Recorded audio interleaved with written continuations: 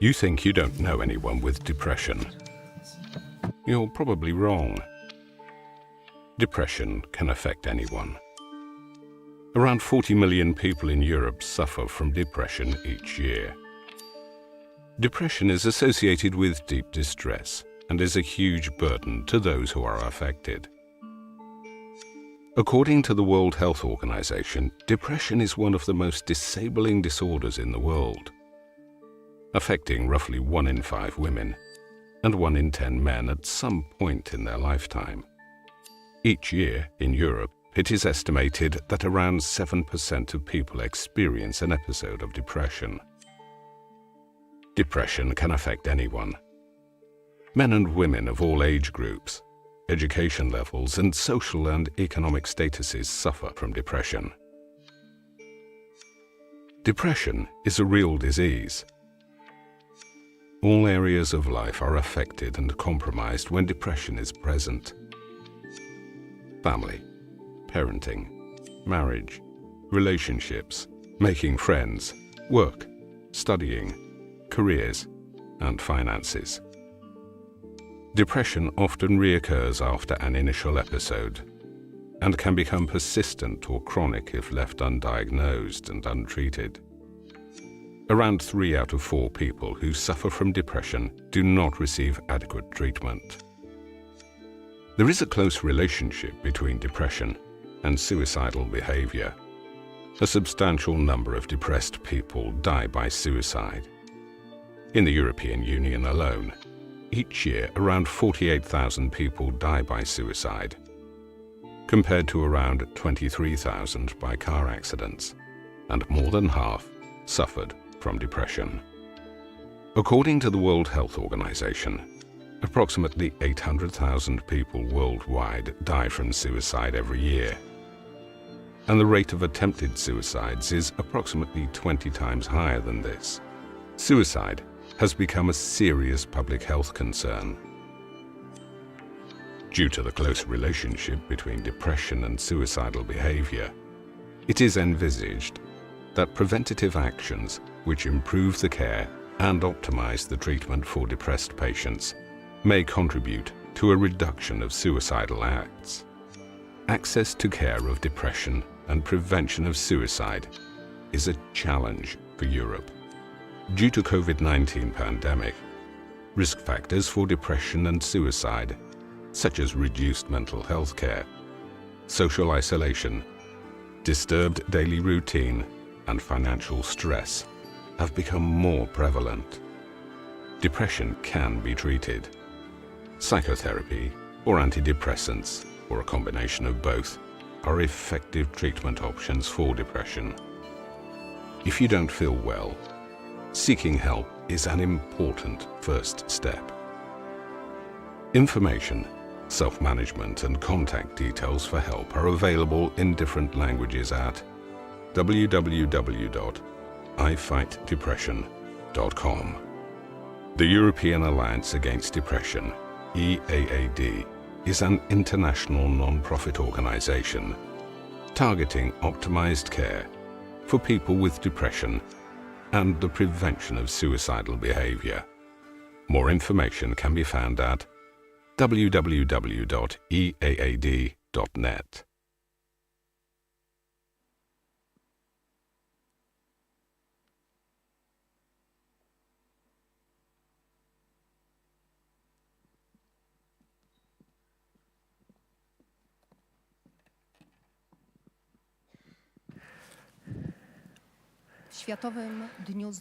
On World Mental Health Day, welcome everyone to this conference, Podkarpackie Against Depression. My name is Bernadetta Szczypta.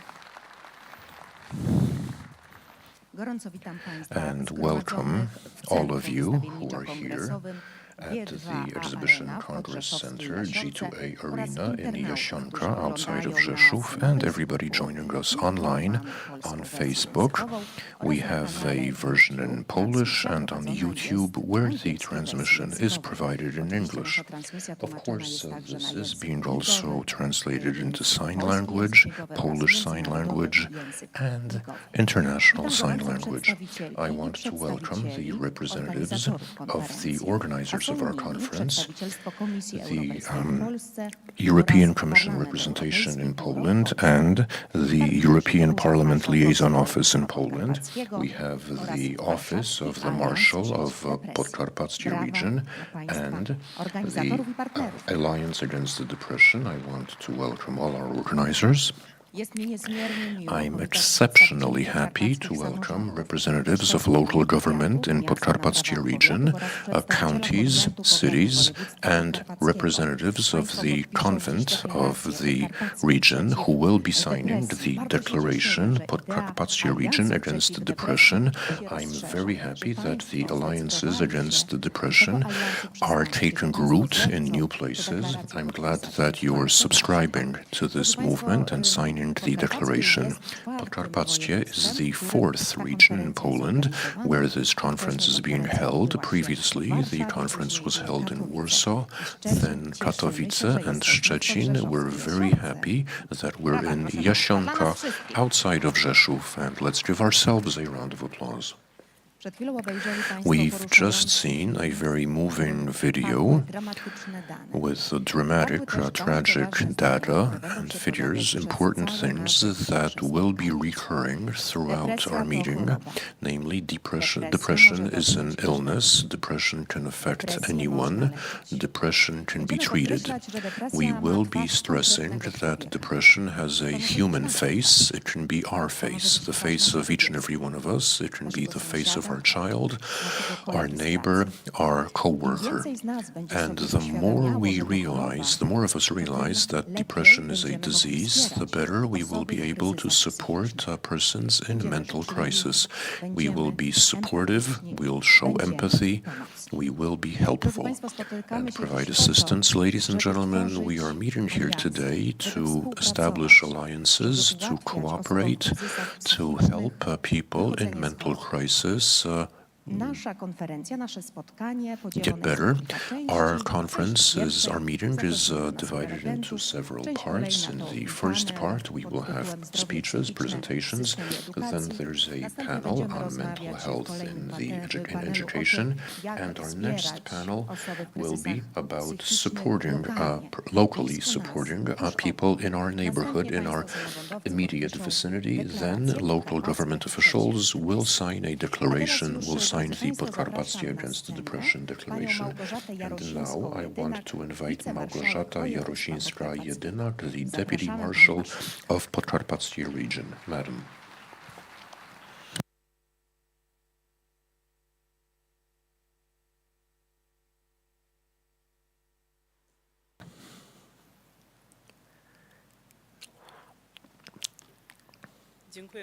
Thank you very much, ladies and gentlemen, local government officials, representatives of the academic community, representatives of NGOs, and I'm especially happy to have you here. I'm happy to have representatives of the European Commission and the European Parliament, heads of office, ladies and gentlemen.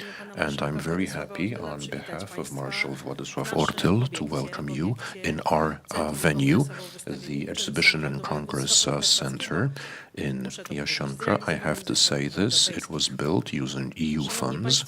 And ladies and gentlemen, we are meeting at a unique time, not just because today is International Mental Health Day, but also because we are, I believe, at the start of the most depressive time of year, namely autumn. We will be talking about an important subject, as the moderator said. This is a topic, this is something that can affect every one of us. Depression can also have our face.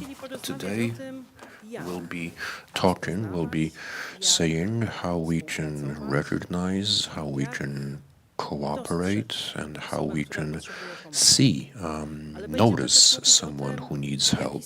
We will also be saying how we should and what steps we should take, considering that there's a lot being done in psychiatry and mental health, a lot that's been achieved, but we're also aware what enormous challenges lie ahead. And today it's very important that we abandon the institutionalized model. We want people who are suffering, who are dealing with depression, people who are dealing with mental health issues, and we all know that it's not just our head that's ill, it's our entire body. So in order to help such a person, we need the involvement of many specialists. We need the involvement of the work environment, of the school, and we need to involve the entire neighborhood. And that's why it's so important that the process of disinstitutionalization, especially when it comes to health, this needs to be done rationally, efficiently, using the resources, the financial resources necessary. And today, ladies and gentlemen, we'd also like to answer the question how, when, it's best, and where in this region, where we have these blank spaces, these blank spots, these that should be colored in, so that we feel that we are being looked after, we're being taken care of. We know that when something begins to happen, something wrong begins to happen, we can go to a specialist. And today it's very important that we have these specialists available, not just in the Podkarpackie region, but throughout Poland. We are suffering from a lack of specialized physicians, specialized doctors. That's why students who are studying medicine and other disciplines can count on scholarships from the Podkarpackie region if they choose to major in fields that are most in demand today. They can also count on the local authorities of Podkarpackie region. Podkarpackie region is also doing a lot to treat depression.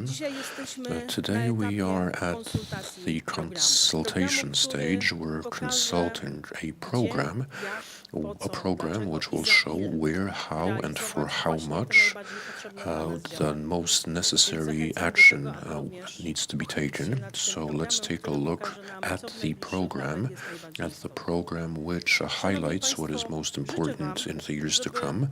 Ladies and gentlemen, it is my wish that this difficult subject, because the video we've just seen wasn't optimistic at all. However, I'm one of those for whom the glass is always half full as opposed to half empty. And I know that by working together, I know that if together we address this topic, if we build alliances, we will be able to achieve, to become aware, that to have this sense that we are looked after, that we can feel safe in our municipalities, counties, region, in Poland, in Europe, because that's what we all need. And depression, as we've said, knows no borders. Depression is democratic. It's non-partisan. It's a cross-border phenomenon, and together, not just by signing a declaration on paper, but by actually working towards providing comprehensive solutions, we will be able to beat depression. And that's my wish, and I hope that we act with this in mind, and we act effectively. Thank you very much, Madam. And now, Katarzyna Smyk, the head of the European Commission representation in Poland.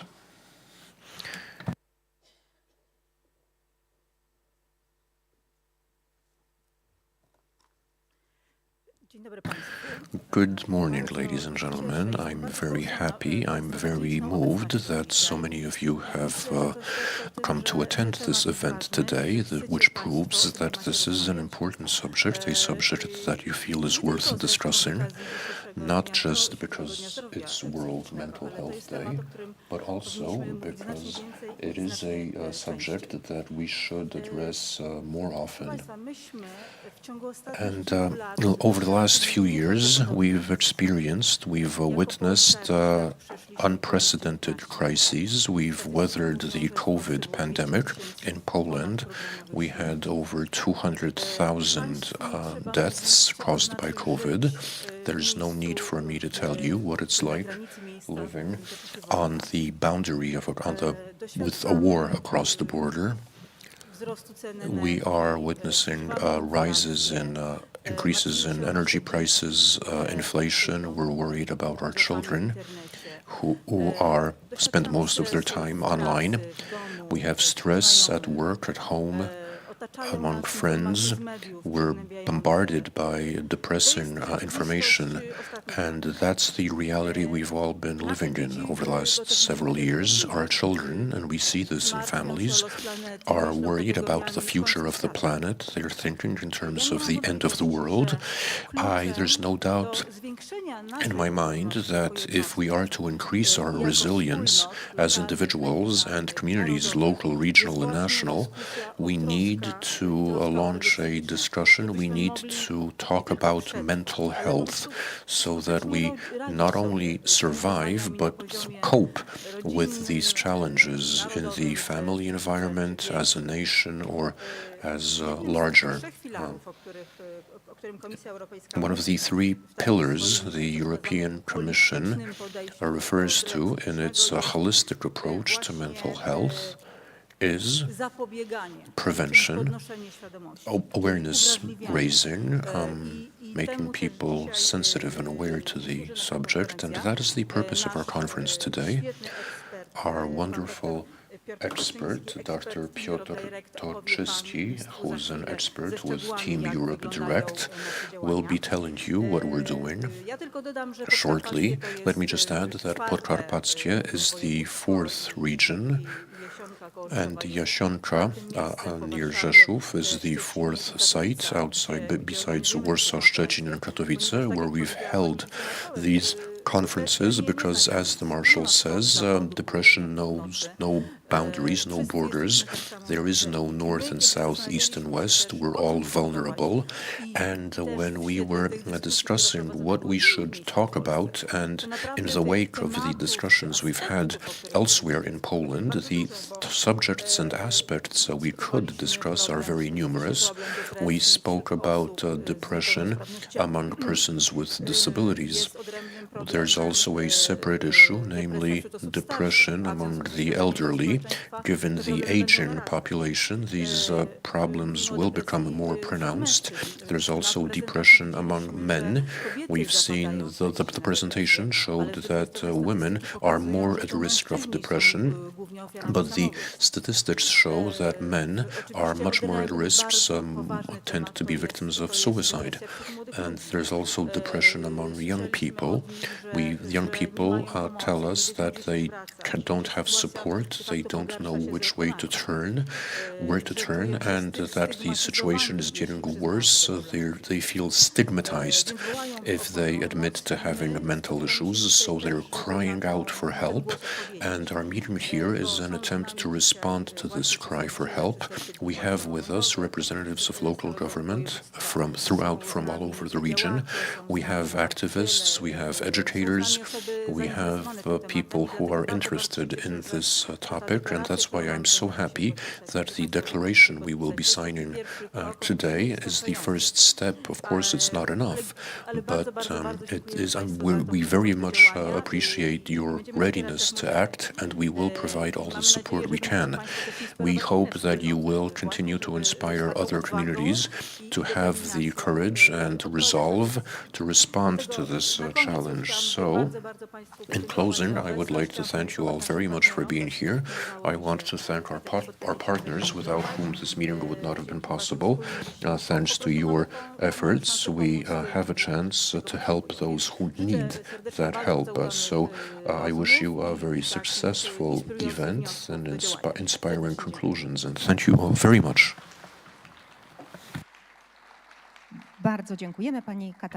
Thank you very much. That was Katarzyna Smyk, Director of the European Commission representation in Poland.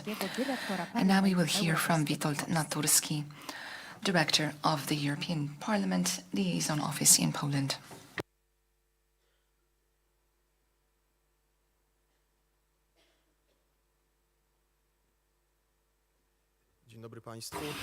Good morning.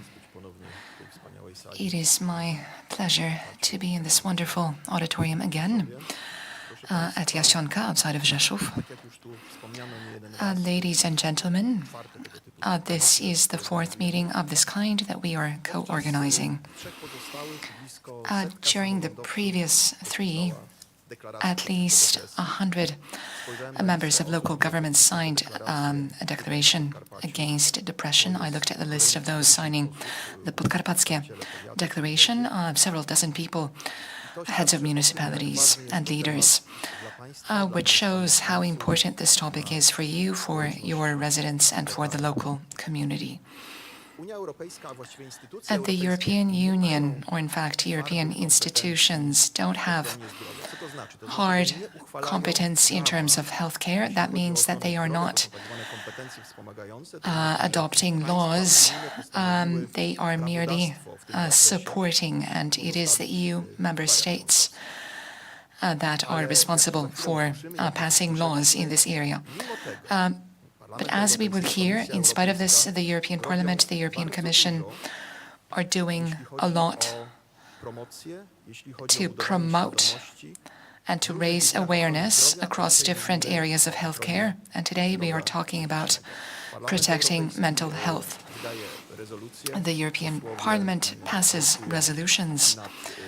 The MPs vote on declarations that bring attention to the problem and call upon the member states and the European Commission to build programs supporting citizens and supporting local governments. Because we know quite well, also from other areas of EU competence, that the principle of auxiliarity works best here. It is best to handle things on the local level, on the level of self-government, which is closest to citizens. There is a subcommittee for healthcare in the European Parliament led by a Pole, Mr. Adam Jarubas, a former marshal of the province next door, and he also knows full well how significant this problem is. And the MPs active in this commission try to do everything that they can under the treaties in force in order to help us, help yourselves, and help member states to deal with this problem. But conferences like this one have another dimension as well. If even a single individual acquires additional help, that gives meaning to events like this. It makes sense to meet and hold such conferences. So I'm very hopeful, and I can't wait for the finale of this day, namely the signing of the Podkarpackie against a depression declaration. Thank you very much. Witold Naturski, head of the EP Liaison Office in Poland. And now we would hear from Dr. Piotr Toczyski. You've already heard his name today. He is an expert with Team Europe Direct and a representative of the European Alliance Against Depression. He will tell us what the Alliance Against Depression is. Over to you, Doctor. Good morning. I will tell you about the Alliance from the standpoint of what the European Commission is doing to help people beat depression, and I will give you a handful of information about EU initiatives to counter depression. So the three events that took place so far in Warsaw, in Silesia, in Katowice and in Western Pomerania, it is the tip of the iceberg of what the Commission has been doing for many decades to help people beat depression. They have promoted a catalogue of good practices for the local community level. They also promote online tools to manage depressive symptoms. And this is a quote from a document talking about one tool developed as part of the Horizon program. It was later developed as part of other programs, health programs. So each one of you can send an email and ask for access to this tool. You can use it in your practice. It's completely free of charge, financed fully from EU funds.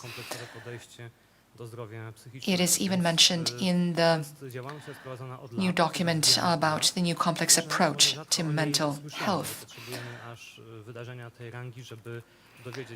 We have seldom heard about it. Perhaps an event like this is needed to bring it to the public, because depression is not widely talked about in daily conversations. But the more we talk about depression, the fewer suicides. That is the data from 37 alliances in different parts of Europe. There was an initiative, it's still ongoing, called Healthier Together. Depression appeared there in a package along with other non-infectious diseases. But I'd like to bring your attention to the two symbols, the two icons at the top of the slide. This means that this initiative is aligned with the UN goals, next to the Millennium Goals. Today is World Mental Health Day, so it's worth paying attention to this. Wherever you see this icon, it means that somebody is thinking of a target related to mental health and well-being according to the Sustainable Development Goals. 3.4 is all about mental health. It's worth following these icons and following the Sustainable Development Goals. The EC's response to these goals gives rise to conferences like this. The committee once made the decision to introduce alliances against depression to the 10 new EU member states. In 2023, the Commission collected all of its initiatives and calculated that they're worth about €1 billion that goes towards mental health under a complex approach to mental health. It's part of different EU policies that address healthcare or health. It falls under different policies, even infrastructure, something we rarely think about. So the impact of infrastructure investments on mental health can be amplified by a variety of EU programs. So there's a broad document on the EU's complex approach to mental health. I've obtained a screenshot of what might be relevant in Poland, i.e. online tools to manage depressive symptoms. This is a new undertaking. It's worth having a look at this to see where this €1 billion, what it's going towards, and how you can think about mental health across different policies. It's not just health policy. There are components of mental health. It's like a puzzle scattered all over the policy landscape that you approve on the local level as well. But getting back to local alliances, this comes from the EU's catalogue of good practices for mental health, and such alliances have sprung up around Warsaw after the signing of the declaration 2 years ago by heads of Warsaw districts. Heads of district don't often have a lot to say about mental health. It's not part of their competence, and still they decided to sign such a declaration under the auspices of the EC and the WHO because of the understanding that depression is to be tackled locally. So it's worth taking note of this method. It doesn't always have to be called an alliance. It doesn't have to have this logo. You don't have to be a member of the network. It can be a memorandum of understanding against depression, whatever applies locally, but how to create one and how what four aspects to take into account is something that we'll be talking about today. We wouldn't have these alliances without the EC's third health package. The steering committees for different initiatives sit down and select a method to be implemented. It doesn't mean that the method will be implemented automatically. There has to be a consortium, 10 partners determined to realize such an undertaking. There are two important undertakings. One is EAAD. You've heard this abbreviation, the European Network of Alliances Against Depression. This is a method that's been confirmed. It's evidence-based. It's not fiction. It has a whole scientific literature behind it. So how creating such an alliance is conducive to local mental health. Another method that has brought together 20 member states. It was a joint action called Implementing Good Practices in Mental Health. And here, a variety of institutions were able to exchange good practices, such as reforming the mental health system in Belgium or preventing suicide in Austria. So there is a number of such initiatives, but this knowledge doesn't always trickle down to you on time, but you can draw on this pool of resources. So both Implemental and EAAD have their offshoots today. They're still around today, even if formally the first modeling stage is over. There's also EU for Health. This might be of interest to those who would like to apply for funds within this program. The fourth health program, when it comes to combating depression, it focuses on people who have experienced migration. So the tools I mentioned, maybe not so much the alliances, but the online tools have been translated into the languages of those fleeing conflicts. There's not just Ukrainian, but also Hungarian, because we also have such individuals coming to EU member states from Ukraine, with Hungarian as their native language. So this complex approach to aiding organizations working with refugees and migrants was something that the Commission spearheaded ahead of UN agendas in that area, which shows that agility is possible in crisis situations. So summing up, today we will be looking at local methods of countering depression, so how to bring together people from 4 different worlds, especially doctors and psychologists, local government officials, the local community as such. So how to reach people with campaigns like screening against depression, how to reach all those who should be doing those tests once per quarter. It's just one A4 page, which should be available even at reception desks. How to reach patients, how to reach their loved ones, and self-help group. So identifying the 4 corners of this square creates the Alliance Against Depression. Adding digital tools to this is definitely helpful, but you can also use the online tools alone without taking part in the alliance. So this was just a brief overview of some initiatives, some ideas, some actions being undertaken by the Commission.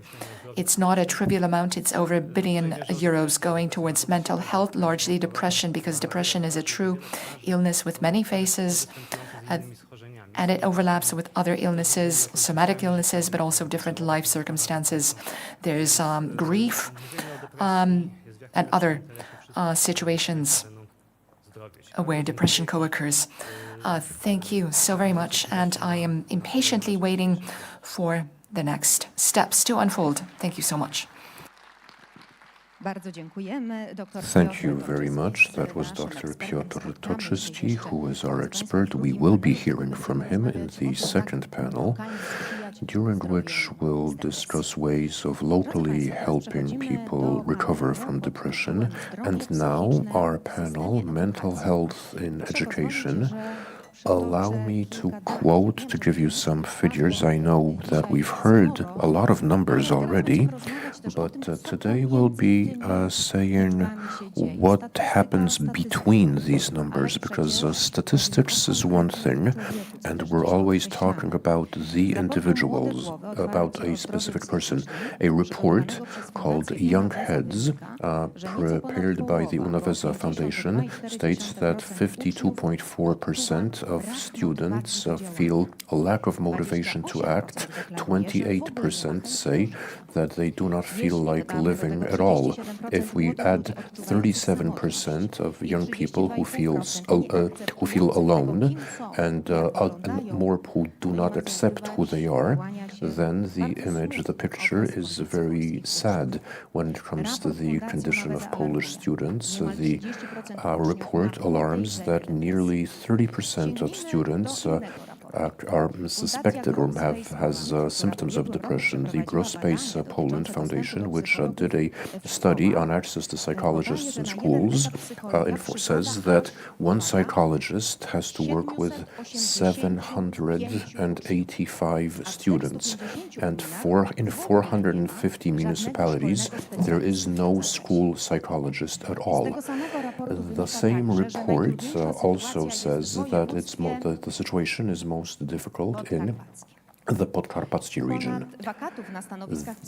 Unfilled posts for psychologists, 40%, and if you take into account only elementary schools, then there are more vacancies than psychologists who provide support for school children. How do we talk about mental health in schools?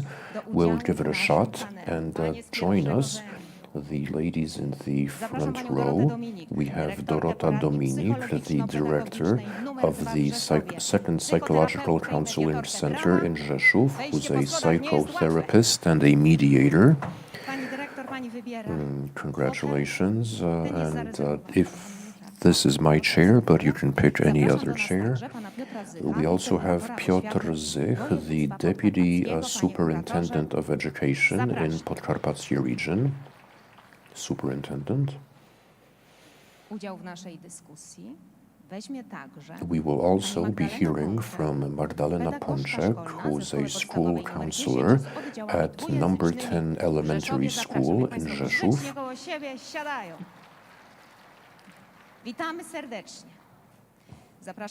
We're happy to have you. And Jan Gosztyła, psychologist, a psychotherapist, representing the Academic Center for Personal Development and Psychotherapy at the College of Information Technology and Management in Rzeszów. Of course, this panel would not be complete, could not take place without hearing from the younger generation. Let's have Hubert Cierpich, who's the head of the Rzeszów Youth Council. Hubert, we're very happy to have you with us.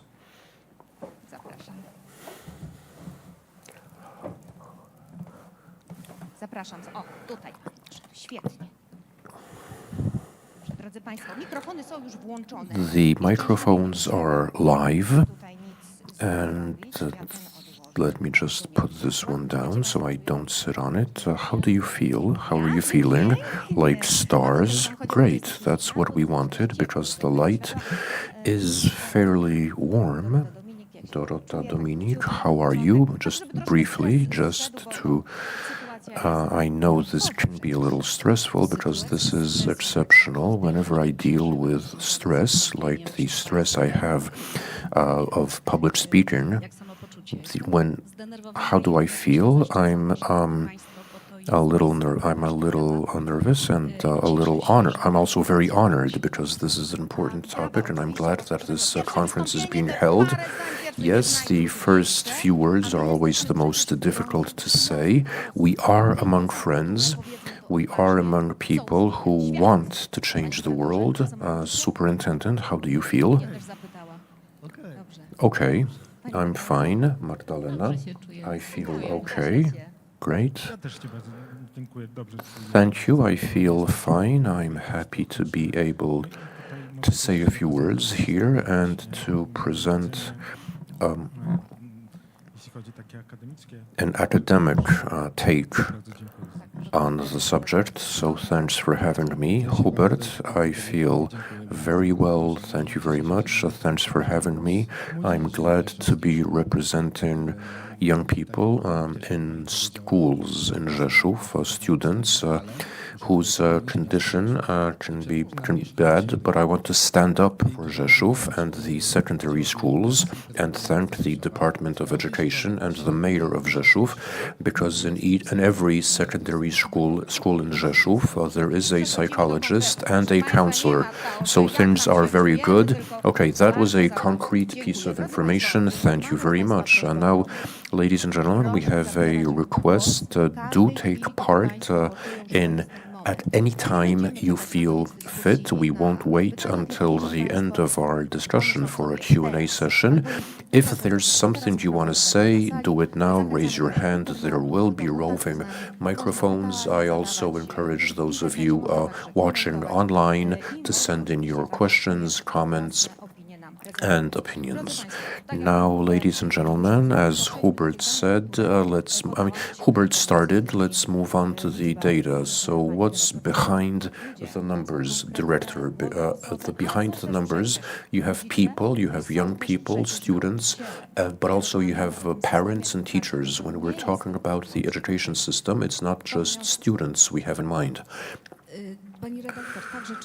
That's true. Between the numbers, there are people. I represent an institution that's an in-between institution, because on the one hand, you have education, which is what we deal with, specialize in, but also counseling and psychotherapy.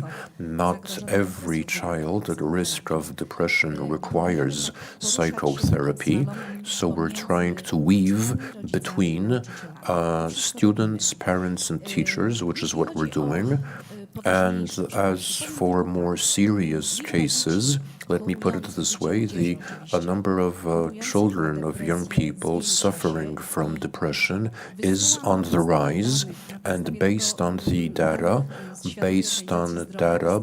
provided by the WHO, I surmise that the falling birth rate in Europe and in Poland, the declining birth rate, didn't serve to decrease the problem, didn't make the problem go away. On the contrary, the circumstances we live in, the environment we all live in, means that children and young people are showing symptoms of emotional disturbance, which is how it starts annually. We spend, and this is just an example, so annually our counseling center in Rzeszów provides 200 children with individual tutoring.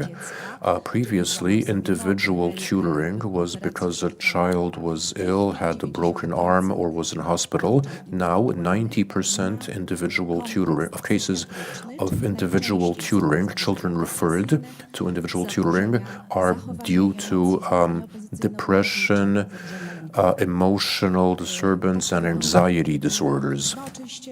And so, unfortunately, schools, when they employ psychologists, and it's a good thing that schools have psychologists, but I'll be getting back to that later. Schools do not provide psychotherapy. We will be getting back to the issue of prevention. That's right, because these are just your first thoughts about the data. So I wanted you to say what you feel is important. Superintendent, when faced with the data, we are very sad, but please say that it's not as bad as it looks, or that things are going in the right direction, or perhaps no, things are bad. That's what I thought, but the data which is necessary, which are a diagnosis of the problem, but behind the data there are names, there are individual, often very serious cases. And we have two issues here in school.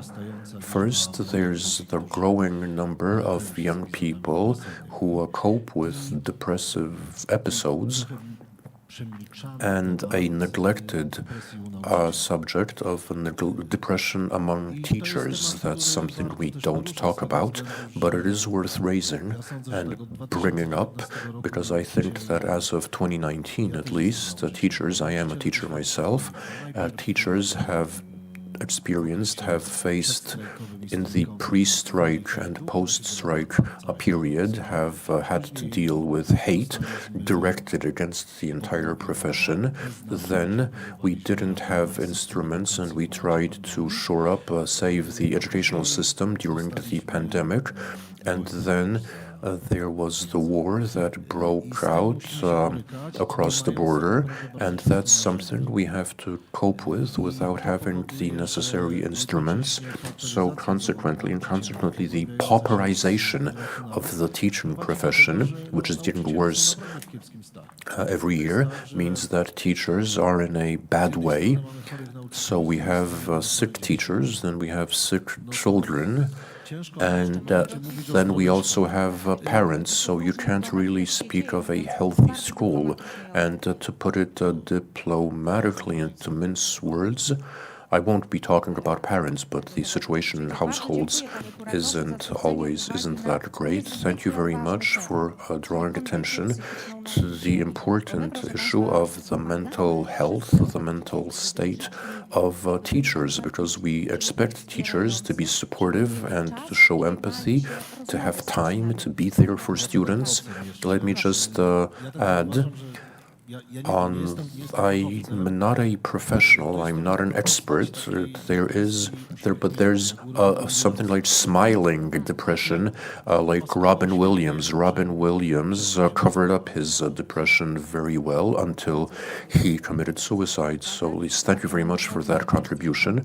I would second what the superintendent says. As a school counselor, I meet teachers, parents, and young people who have various problems, and I also conclude that if we looking after the well-being of students, we have to start with the well-being of teachers, because you can't expect support from someone who needs support themselves. And as counselors and teachers, a factor that can help notice that something wrong is happening is a good relationship, the ability to listen, the ability to talk to young people. And this isn't just counselors, psychologists, but also homeroom teachers and teachers who often tell specialists or call attention to a student. And the school psychologist, the school counselor, without cooperation with teachers and homeroom teachers, wouldn't be able to achieve much. And I think that this is very relevant, this good relationship between students and teachers, teachers and parents, because, and again, without parents, we're unable to do anything. We can educate, we can, but it's parents who take children to see a specialist, and sometimes there's a wall. parents say, but I need to wait half a year for an appointment. Sometimes there are families that can't afford to see a specialist privately, to pay for a visit. Many families can't afford to pay for psychotherapy. So we need to do our best. We're trying to refer them to institutions. We get information about the possibility of free consultation, and we pass that information on to parents, but that's not enough, right? So much by way of introduction. Jan Gosztyła, what is it like in a college, in a tertiary institution, the School of IT and Management in Rzeszów? Together with my colleagues at the Academic Center for Personal Development and Psychotherapy, we're trying to provide support, trying to provide counseling, and also we're involved in prevention. There's a lot of effort that goes into informing, educating, so that the issue of depression and mental disorders generally becomes more familiar. The problem is that on the one hand, we're seeing different attitudes towards depression, so it's downplayed, it's ridiculed sometimes, and you can see this in conversations in pop culture sometimes, and then it's also being demonized when tragedies happen, when young people commit suicide. So you have extremes, and we're missing we're missing a center, something that's based on information, on knowledge. And as teachers, we're trying to provide counseling, advice, and also educate. I think that what's important, and at our institution, the main thing is that we're there. Students know where to find us. They know how to approach us. And that's important because we're talking about vacant positions for psychologists. There needs to be a psychologist in a school, and they need to be present. They need to have a relationship, an actual relationship with students and teachers. So they need to be on site. It's not enough for them to come in for several hours. And so parents, teachers, and students, they all have to work together. And I also think that this is a solution, this is an approach. Thank you very much. Hubert, you already mentioned the support provided in schools. If you were to say, I know that this is a very general question, so we don't want to throw everyone in the same bag, but what is it like for a secondary school student?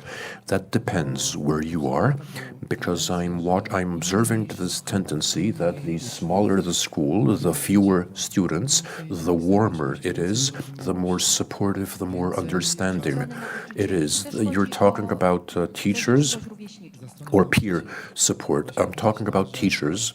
If there's a small school, we have teachers who often teach all the students. That's often the case. I come from a small school where we have under 200 students, and there is one teacher who teaches all the students, so they know them by name, they know their problems, they know what's going on with them, they know how to reach out, how to help. That's the situation in my school. I know that in number 2 elementary school, it's also like that. I heard that it's a very warm school, which is not focused on success, on academic achievement, but on learning, on knowledge. So there are niche schools. There are schools that aren't at the top of the list, that don't ranking academic achievement, that the pressure to achieve. Yes, and that's harmful. The other schools don't exert so much pressure on their student. They don't expect academic performance. These high-ranking schools are the students are stressed, and So the higher up in the ranking the school is, the worse the mental condition of its students, and there's also not enough access to psychologists. You quoted the figure that one psychologist has 785 students, so per 785. In my school, we have under 200 students, and we have one psychologist. There are other schools with over 1,000 students who have barely 2 psychologists. So teachers should step in, should fill in, should identify those students who are sad, who are depressed, because it shows, you can tell. Sometimes you can tell, sometimes not. So sometimes it's not really clear. So if a teacher knows the student, if it's enough to look at their schoolwork in class. If they're active, then you can assume that it's okay. But again, the relationship in the hallways during recess, that's when it's the teacher on duty can observe students interacting. I'm also seeing, thank you very much, Hubert, I'm also seeing a stir in the audience. Would anybody like to say anything? I knew this was coming. So we have here on my right, we have somebody. Good morning. Hanna Miątowicz-Wojdelak, and I am a doctor at a psychiatric hospital. I also have my own private practice. You have been touching on very important issues, treating depression, but the way I see things, recently I have been taking note of quite a lot of young people, young adults, who have been through these student counseling centers, and when they eventually end up in my practice, what turns out is that they often have a spectrum of just different disorders like autism or ADHD. Hence, many unsuccessful treatments or pharmaceutical treatments. But maybe if you diagnosed them correctly in the first place, because these are young adults or kids who are 17, 18, and they've already gone through the school counseling centers. They have recommendations and opinions issued, which state unequivocally that if you were to sort of recognize Asperger's or spectrum, them being on the spectrum, or having ADHD, they meet all the criteria for those. And unless they're properly diagnosed, psychotherapy won't work. Medication won't work. They need social skills training. And that could also reduce the costs. Also, when you say many people can't afford to go for psychotherapy, I could point to another problem. The depressive symptoms are actually have a different etiology in these cases. It merely mirrors depression. Thank you for that. I think Dorota Dominik, the head of the Rzeszów Counseling Center number 2, would like to respond. Thank you so much for saying this. The counseling centers are educational institutions, and they do not employ psychiatrists. They don't employ any doctors, in fact. They only have a diagnosing team.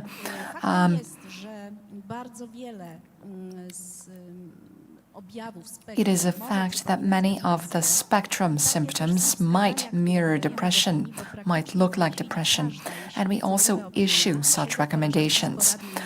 For 1 in every 2 opinions that we issue, my colleagues put social skills training as one of the recommendations, or different types of training to develop emotional and social competence.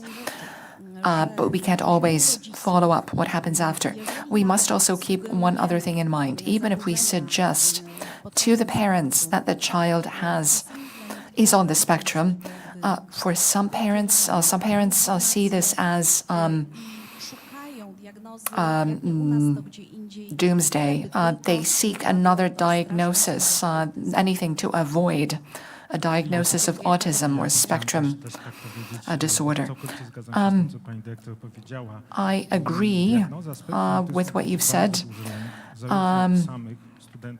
A diagnosis of being on the spectrum gives rise to a lot of anxiety, both among young people and parents. If we could assess the sort of anxiety or fear this sparks, well, being diagnosed with a depression makes people a lot less anxious.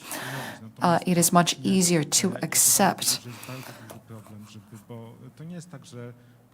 This is highly problematic. It's not that we don't see this, and we do make the appropriate suggestions and recommendations, but people are fearful about being on the spectrum. Just to echo this, some parents simply cannot overcome the barrier of going to see a psychiatrist. It's simply too frightening. So it's also up to the school to help overcome this. You know, if you break your leg, you go see a doctor. If you have mental health problems, you go to see a psychiatrist who is also a doctor. So what can we do in schools to improve the mental health of teachers and students and even parents? So I think we need to look after our relationships. And in looking after well-being, schools must also play an educational role. Can you have good relationships in a school that has 1,000 students? It's extremely difficult. Like our member of the young generation has said, the smaller the school, the easier it is to know everyone and the easier it is to establish good relationships. But it's not impossible in a bigger school. The rankings definitely don't help. But there are exceptions. There are teachers who are motivated to work with students. They have an inner need. But what do students need, Hubert? What do they need from a school to feel well? I'm not saying they'll be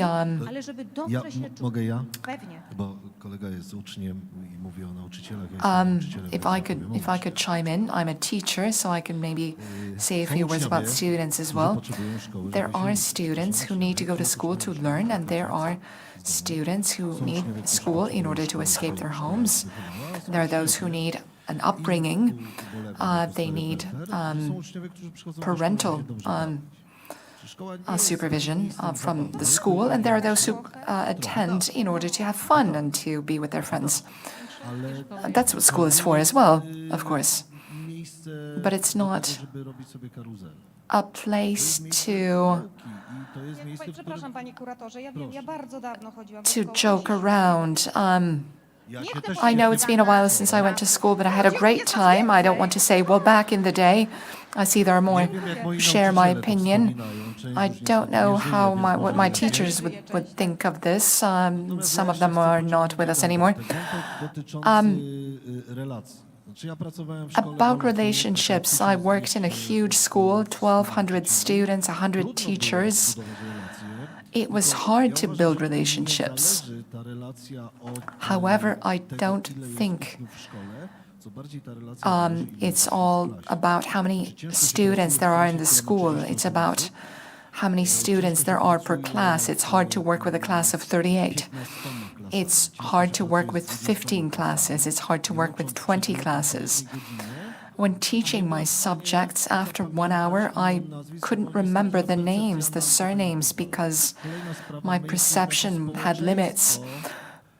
Also, as a society, we have not been taught to collaborate. We're taught competing, competition, giving people a fishing rod rather than fish. So we're not taught to cooperate. We're trying to teach this to young people, but it doesn't always work. In other countries, in Western Europe, teamwork is rewarded. But You know, in Poland we work in groups, but it's not enough.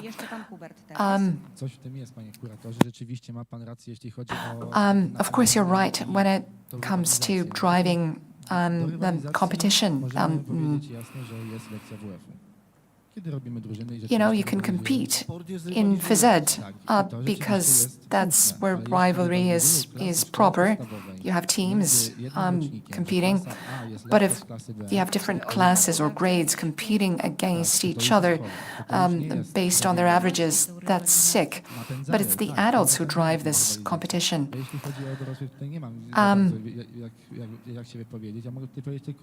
So I can't really say much about the adults. I can only talk about students, but students are also driven by this. Is that a good thing? I don't know. When I was in elementary school, we didn't take things seriously. We were just attending, learning. Our homeroom teacher was also very attentive. She didn't expect unrealistic. She didn't have unrealistic expectations. But you did go to school to meet with your friends, or did you go to learn? Well, you go to school because it's compulsive. It's a system of oppression, as some people say, but what was more important, learning or meeting with your friends? Well, you went to school because you had to. But you went there to meet with friends, to talk to teachers, to learn, your first love, for instance, people, infatuations. I beg to differ. School is not a place that pupils go only to learn. I didn't say they only went to learn. It's supposed to be a balanced place, a place of learning, but not coerced learning. We need to feel well, just as you can burn out in a job. You won't get burnt out if you feel well, if you have good relationships in the office, you have friends, you have colleagues, you have support.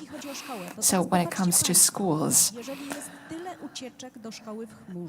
if so many people are opting out of the school system, they're homeschooled, why does that happen? Is it because of expectations? Is it because of the high demands? No, it's because students don't feel well at school. And that is our starting point. We were supposed to talk about depression, and I don't want to go into numbers and big schools versus small schools. There are well-run big schools and terrible small schools. But if we're talking about depression, and I'll return to this like a mantra, yesterday at the Phoenix in Rzeszów, we had a panel discussion because we're currently developing a city program, mental health program. And we seem to be fetishizing the drive to increase the number of psychologists and psychiatrists. Everyone returns to this, but I don't think that's the point. The point is for the child not to have to go see a psychiatrist or to defer the moment when it's necessary.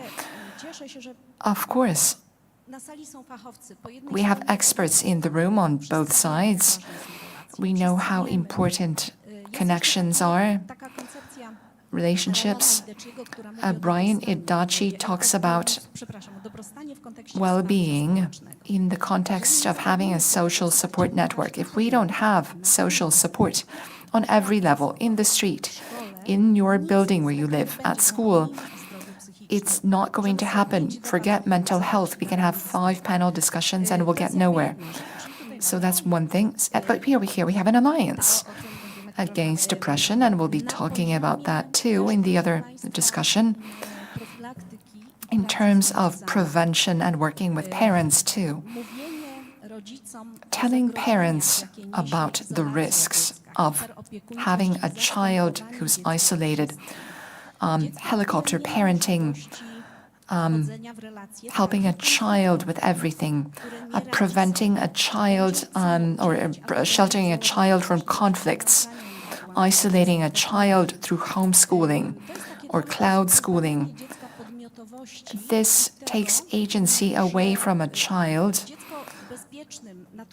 So a child who is in a normal, safe peer environment, who's getting support, but who's also encountering conflict and learning to solve those problems independently. Let's pause here. We have a counselor from the from the Rzeszów Youth Council. We have Wiktoria Rządza, who would like to take the floor. We're saying that it would be great if school was a friendly, safe space for young people. But what is the reality on the ground, Victoria? Do tell us. And tell us about your idea. So the Youth Council will soon be organizing an event called The Power of Mind, How to Deal with Stress and Empower Yourself. It's addressed to high schoolers. And with this event, because the school council is there to support young people, we're trying to help young people deal with school stress. School is just a very stressful place. Every student will admit that school is stressful, especially high school, when they talk about the baccalaureate exams from day one. So as soon as I entered high school, I was told, you should start preparing for your baccalaureate as of now. If you fail, you won't amount to anything. So the stress is there all the time. And it's not just teachers putting on the pressure. I don't want to pin it all on teachers, but there's peer pressure as well, pressure from parents. We're constantly told you have to study, you have to have a good average, you have to perform, achieve. Peers do this as well. We compare ourselves to others. Silly comments about looks. And young people. So we're talking about young people who are just entering the world, and one comment can drive you, can just destroy your self-esteem. So it's no surprise there's so much depression among young people. Thank you so much for that statement, Wiktoria Rządza from the Rzeszów Youth Council. So Victoria mentioned prevention. Hubert, tell us, what do students need? What kind of support do they need from schools to feel well? Do they need a pat on the shoulder from their teacher? Do they need a kind word? Do they need, I see Hubert laughing, or do they need special extracurricular activities, or maybe just a normal workshop on mental health? And Jan Gosztyła will continue this topic in a moment. So, like everybody, we need to be appreciated. We need to be shown appreciation for what we do. We do projects, whatever we do, whatever our job. Eventually we get home, we get paid, we get our salary.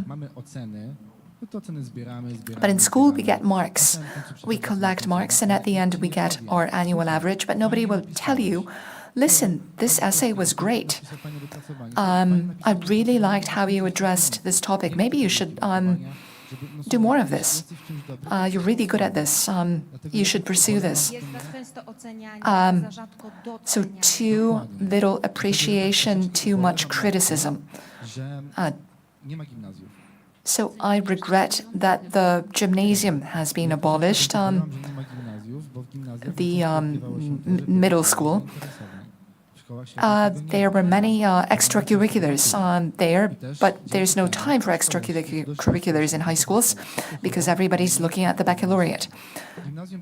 So people are less active. So middle school was like a buffer, a safety net, but now that's over to high schools and vocational schools.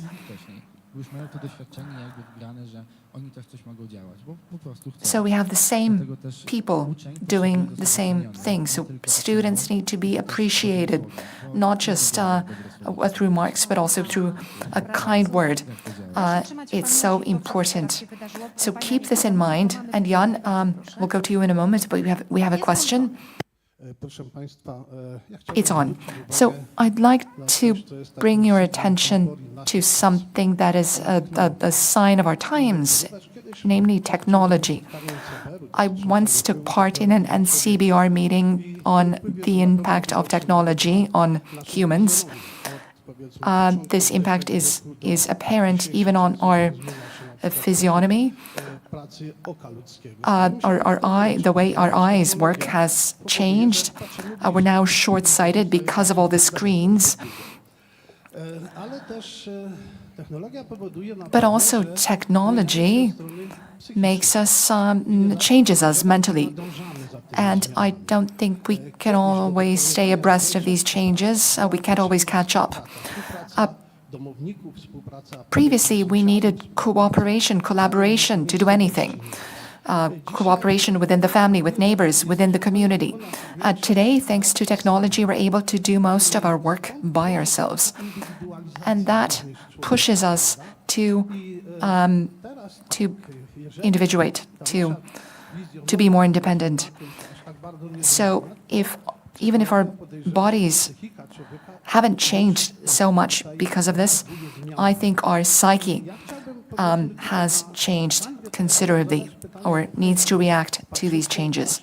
So how do you see technology, the role of technology, the impact of technology?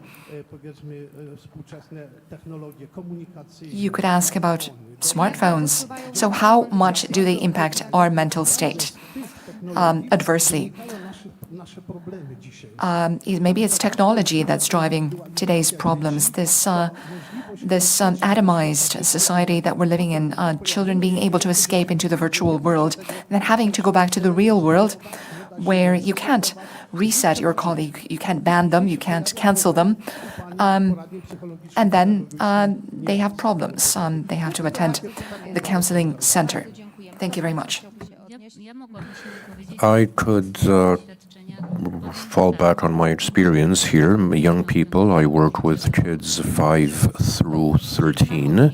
So if young people have the chance to interact with a living person, they choose that. Technology does exist and it will be part of our lives, but young people, if they have friends, they prefer to meet friends and they put down their phone and they go out to play in the playground and talk face to face. Thank you, Director. Yes, well, technology in itself is not a threat, but there is a serious problem. It's what Hubert said of peer pressure and technology, especially social media. The teenager, it's natural for teenagers to want to show off, to show themselves, to express themselves. And there's a lot of pressure. Instagram, TikTok, maybe not so much Facebook anymore, but all that is a source of stress. And then the hate, yes, obviously. This distorted image of reality because the world on screen is perfect, smiling, and everybody's happy and on tropical holidays, but reality is different. You said, So you said, sir, something that's extremely important, and you said that we used to cooperate in the local community. We had neighbors, we had friends, and when something needed to be done, we did it together. And that's exactly the proverb that says it takes a village to raise a child. So I wouldn't be afraid of technology. I wouldn't shy from technology. It's a fact of life. It won't change unless, of course, a global disaster will occur. But let's bear in mind that technology has made us lazy.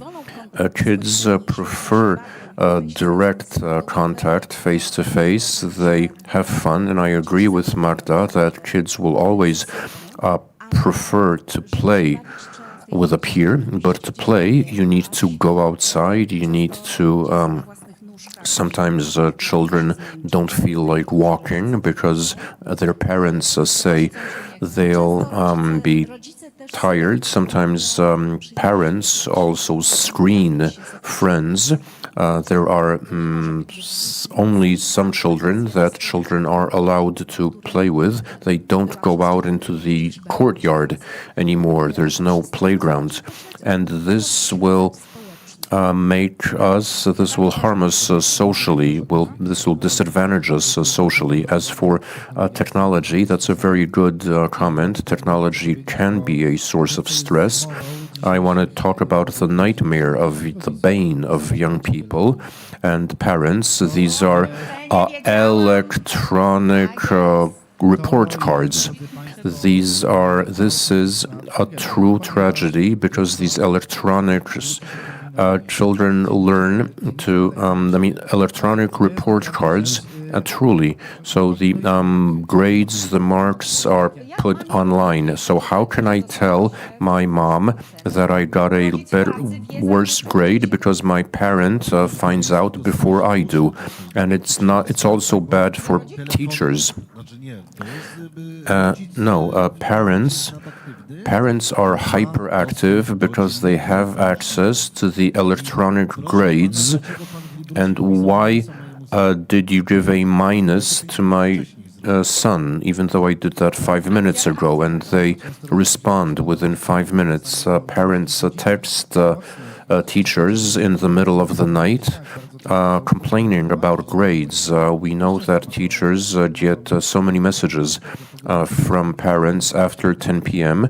Normally, after 10 p.m., you wouldn't think of texting a teacher. No, after 10 p.m., that's when you have the time to text teachers. The kids are asleep and we step in.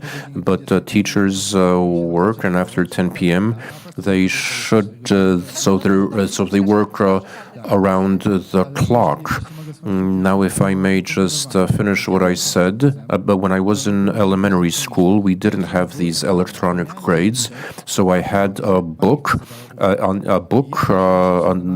where I would rip out the pages so my mother wouldn't see the bad grades. So and there were PTA meetings where parents were told what the academic performance of a student was instead of providing that information on an ongoing basis. I know that everybody has comments, but we have a question from the room, from the audience. Can the superintendent say something about cooperation? I agree that technology makes life easier. That's what it's for. And civilization, that's the way civilization works. The purpose is to make life easier.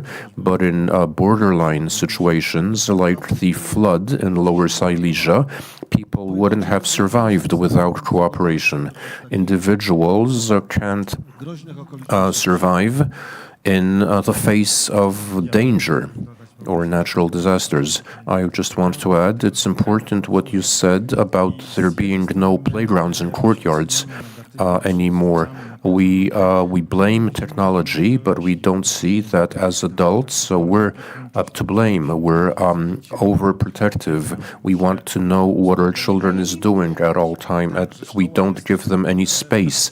And schools are a space for children to develop, to become, and they're also learning to be independent. But a helicopter parent, if they monitor the grades, if they drive the child to school, pick them up from school, children don't have the possibility to experiment, to make new friends, to explore.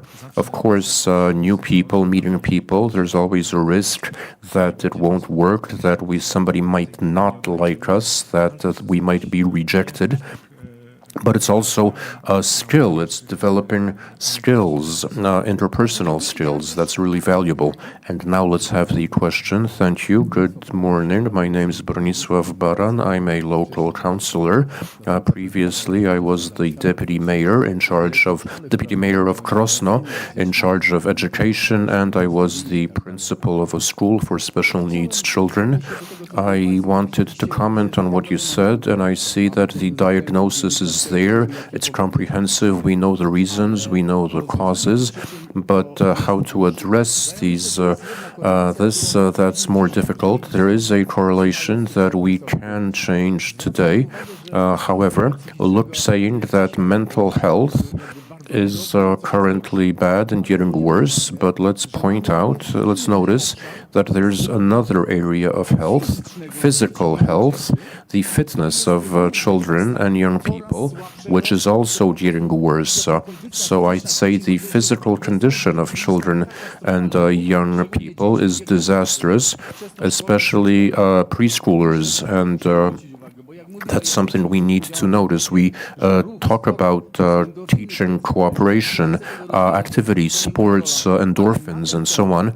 It's not. I don't want to dwell on that, but this is something we need to address. So, is this perhaps one minor step? It would help in the mental health of young people if there was more physical activity. If you said that you mentioned, so let's open up schools, let's build playgrounds, let's provide accessible spaces where children can play, so that physical fitness, physical health can have a positive impact on mental health. We are holistic, yes, because it's not just brains that go to school. So teaching constructive, active ways of spending your free time, where so that young people don't sit in front of a screen, because parents, for instance, showed them how to play with other people, and this helps the imagination. This helps children come up with different activities to develop, and the parents have a lot to do here, have a lot to contribute when they show children how to spend their free time, how they can play, to talk with other people, physical activity, sports. That really matters. If I may, I see several issues here. First of all, there's overprotectiveness. We've mentioned this already. I won't let my kid go to PE because it'll get cold, it'll run a sweat. And then accessibility, providing places where they can do sports. And what the mayor of Krosno said, the deputy mayor, said about endorphins. Today is an important day, but it's tree day. And it would be great if we had spaces in the neighborhood where we could go and literally hug a tree, or take a bath, literally, an immersion in the woods. That's really popular. So what can we do here and now for schools, for the situation in schools to get better? Yeah, apart from preventive action, like providing more psychologists and taking care of relations, because one psychologist per 200 students isn't able to help everyone. That's just too many. That's just too much for them to handle. So taking care of relationships, nurturing, there's also a lot to be done by teachers, but I think that schools also need to debunk mental disorders. I mean, needs to normalize a kind of mental health issues. For instance, there should be talks and meetings where knowledge, since we have physical education, perhaps you could teach social and emotional competencies or skills. Right, these could be workshops, but I'm also thinking of information, just providing information about disorders, about symptoms. So just so it's normalized, and I see it differently. It's wonderful that all of you want to talk at the same time, but we won't hear you if you do. In school, I think that it's worth looking back, going back to teacher training, whereas there's a lot being said now that future doctors, medical students, will have more classes on empathy, on relating to patients, on sensitivity, on bedside manner. This is not something we have in teacher training. That's missing. And we're directors or school principals, that's something that they request, because teaching about depression, we won't achieve much by just teaching about depression, but if we work on shaping attitudes, on shaping professional attitudes among teachers.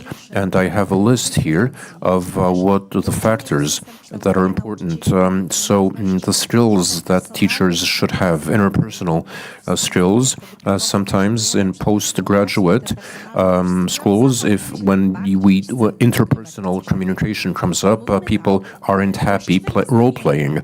But actually, you need the right attitude. Instead of saying, I don't have time for students, you need to show empathy, you need to be attentive, you need to read signals or symptoms of behavior change. Because depression can have different facets. Sometimes a child can be morose, but sometimes a child who's aggressive, who's provocative. This can also be a symptom of early onset depression or depression. And you also need to be aware of these, and also you need to be ready to act as opposed to being indifferent. We tend to avoid talking about different subjects. We don't even ask what's up, what's going on. Hey, I see something's changed. And thank you. We have a question. Good morning and welcome. Jacek, representing the starosta of a local town. Hubert, we are listening. Thank you very much for all your comments, for making it real. We know that I wanted to comment on two issues, and I want to reaffirm or second what the deputy mayor of Krosno said just now. It's true that somatic development through sports, that it needs to be synchronized with mental development, because I just want to say that the athletes and children who actively play in sports clubs, that number is we have 3.8 million. If we compare that with Croatia, in Poland, 70% of pupils of children bring notes to be exempt from PE, so they don't want to get tired, they don't want to work up a sweat. As it so happens that I spent part of my life in Lublin, and my son attended school in Lublin. It was a large school.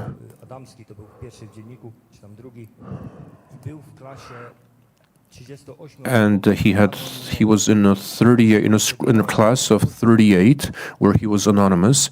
Then he moved to a small town, to a county capital, and I asked him whether he wanted to go back to Lublin, and he said never. The school there was smaller. He knew everyone. They stayed after school, and did a lot of extracurricular stuff. They didn't have the money for extracurricular activities, but there was willingness among children. I often spoke to superintendents. So maybe, to wrap up, money is also a factor. So smaller schools, which are more friendly, where teachers have 12 or 15 kids in a class and they know everyone, they can call the parent. In large schools, in large cities, that's out of the question, because teachers are tired. They can't teach a class of 35 successfully. So if this tendency persists, if this goes on, especially smaller schools in our region, they're being shut down. And that's so we can't have that, because children will be bused to other schools, and So we're talking here with the Starosta of Sanok, another town. So the number of children receiving individual instruction in our region is too high.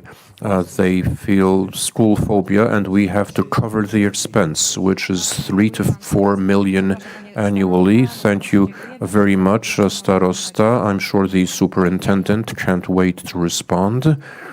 Yes, briefly, just please. Well, first of all, I agree that classes over 25 students or class that having over 25 students in class lead to anonymity. But I disagree that small schools are better than large ones, because, as I said, the problem, it's in the classroom and not in the school. That's where the problem is. If you have a good principal, they can run a large school successfully. You have schools in Rzeszów and in Podkarpackie, in the region. I don't know where you got the information about small schools being shut down. That's not true. We don't have that information. It's not a mass phenomenon.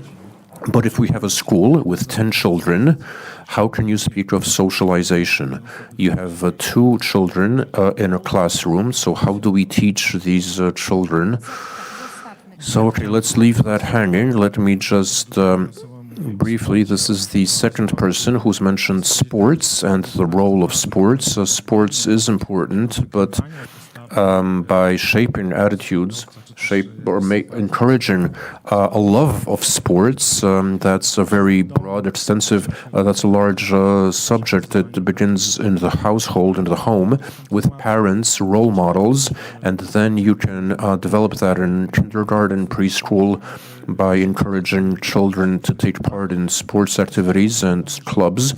However, you need to realize that a lot of people have also experienced, there's also a lot of hate in sports, a lot of pressure, a lot of abuse, a lot of it's not that children are afraid of working up a sweat, but as for teenagers, when their body is changing, they're clumsy, for instance, and it's a stress because all of a sudden they can't jump, whatever it is, or they can't throw the ball, or they can't jump across the high horse.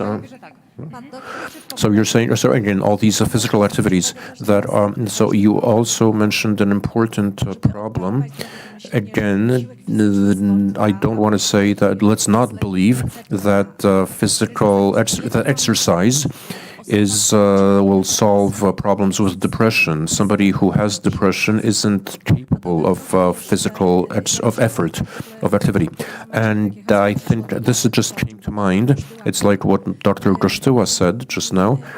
We are talking about an alliance against depression, Podkarpackie against depression, but also let's have Podkarpackie against hate. Let's forge this alliance. Back to sports. Sports is a competition. Sports works with the physical body, but it's not about doing sports. It's about having interests. If you have interests, if you have a passion, if you have peers who share your interests, then together you avoid the risk factors leading up to anxiety and depression. It's not about having people focused on their phones or having them run on their own in woods or parks or go jogging by themselves. It's about people having interests that they can share with others, because if they have interests, they can relate to other people, they can communicate, and that again lowers the risk factors for stress. Thank you. Thank you for saying that. This is going to be a comment. Renata Magierska. I am an advisor to the Rzeszów Youth Council, and I am very proud of being here today, and I'm very proud when looking at my young people who are speaking so beautifully. We're talking about mental health in schools. I taught in an elementary school for 13 years. Now I work at the Rzeszów Youth Center. And I would like to talk about the tremendous role of youth community centers, because children and young people after school, they often spend their free time in these community centers. So as a teacher, a former teacher who is now running activities at the youth center with smaller groups, I have much more opportunity to get to know the children who come there. In school, children often see us as stand-ins for their parents, and we often find out a lot during class. However, in school, you can't find out everything. You're there teaching. During recess, the children are running around. But at a youth community center, you can really find out a lot. At the Rzeszów Youth Council meets weekly, and we talk a lot. And they really need these meetings. On my way here, I don't want to say which school it was, but I talked to somebody, and it wasn't the first time. I heard that young people have limited access to activities like the council.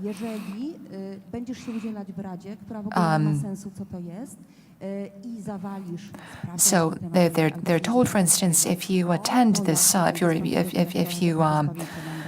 you were devoting all your time to the council, you might fail math or whatever. And I say this as a mother and as a teacher. If you fail one test, or if you fail one essay, but instead you get a great relationship, you find connection, and you're involved in the community. As a mother, I'd prefer the F in math to my child being isolated. Of course, you'll be able to respond in a moment, but I'd like to read a question that we got from Ines on the chat on Facebook. Thanks to the electronic logbook, the electronic tools, we can see a lot of anxiety among parents. Can we go one step back? Like not giving parents access to children's marks, and the app would only be for teachers to get in touch with parents and post general information. This is a question to the administrator, but what do you think about this idea, this vision? So if there's general agreement, I think I see no counterindications. But maybe it's the parents who are afraid. Jarosław Pytlak, who I think is the head of the National Forum for Teachers, said this a while ago to keep parents out of the because having this hyper control, hyper supervising your child and hyper supervising your teachers is actually quite dangerous, because you're stripping the child of agency. It's not about children getting away with their bad marks. The parent can find out how the child is doing at a parent-teacher conference. You need to be prepared for that, to receive that sort of information as well. So giving parents access to the children's marks in an app. Well, the children should be able to handle this by themselves, and maybe that would also train parents to actually talk to their kids. Children are often fully involved, that they're active 24 hours a day with a short break to sleep. So after school, they go to extracurriculars, sports, soccer, English lessons, Spanish, robotics, and then you also have to do your homework, or they play tennis, at which point there's no room at all for friends. all the parties are artificially organized by parents or hired animators. That really strips a lot of the emotional layer away from life. Hubert, would you like to respond to that beautiful statement on the part of Renata? Renata is our woman. She's our be-all and end-all. How much do young people need wise adults? Very much. If we have wise adults around, that makes us better. If young people can get support, they know they can get through. And if they keep encountering obstacles put in their way by parents or teachers, if they're chasing parents' unfulfilled ambitions, that's a problem. Who are the wise adults? Well, parents need to be wise adults. They have to be. They have to be. We also need wise teachers who see things and give support rather than just punish and give marks. And even when you're walking on the street, we need to pay attention. We need to be aware. If we see somebody who is distressed, we need to react. Even if you're in the market square in Rzeszów and we see a group of young people bullying somebody, we need to be the wise adult. We need to step in, to react, to say, what are you doing? This is a person, not a plant or an animal. It's not an object.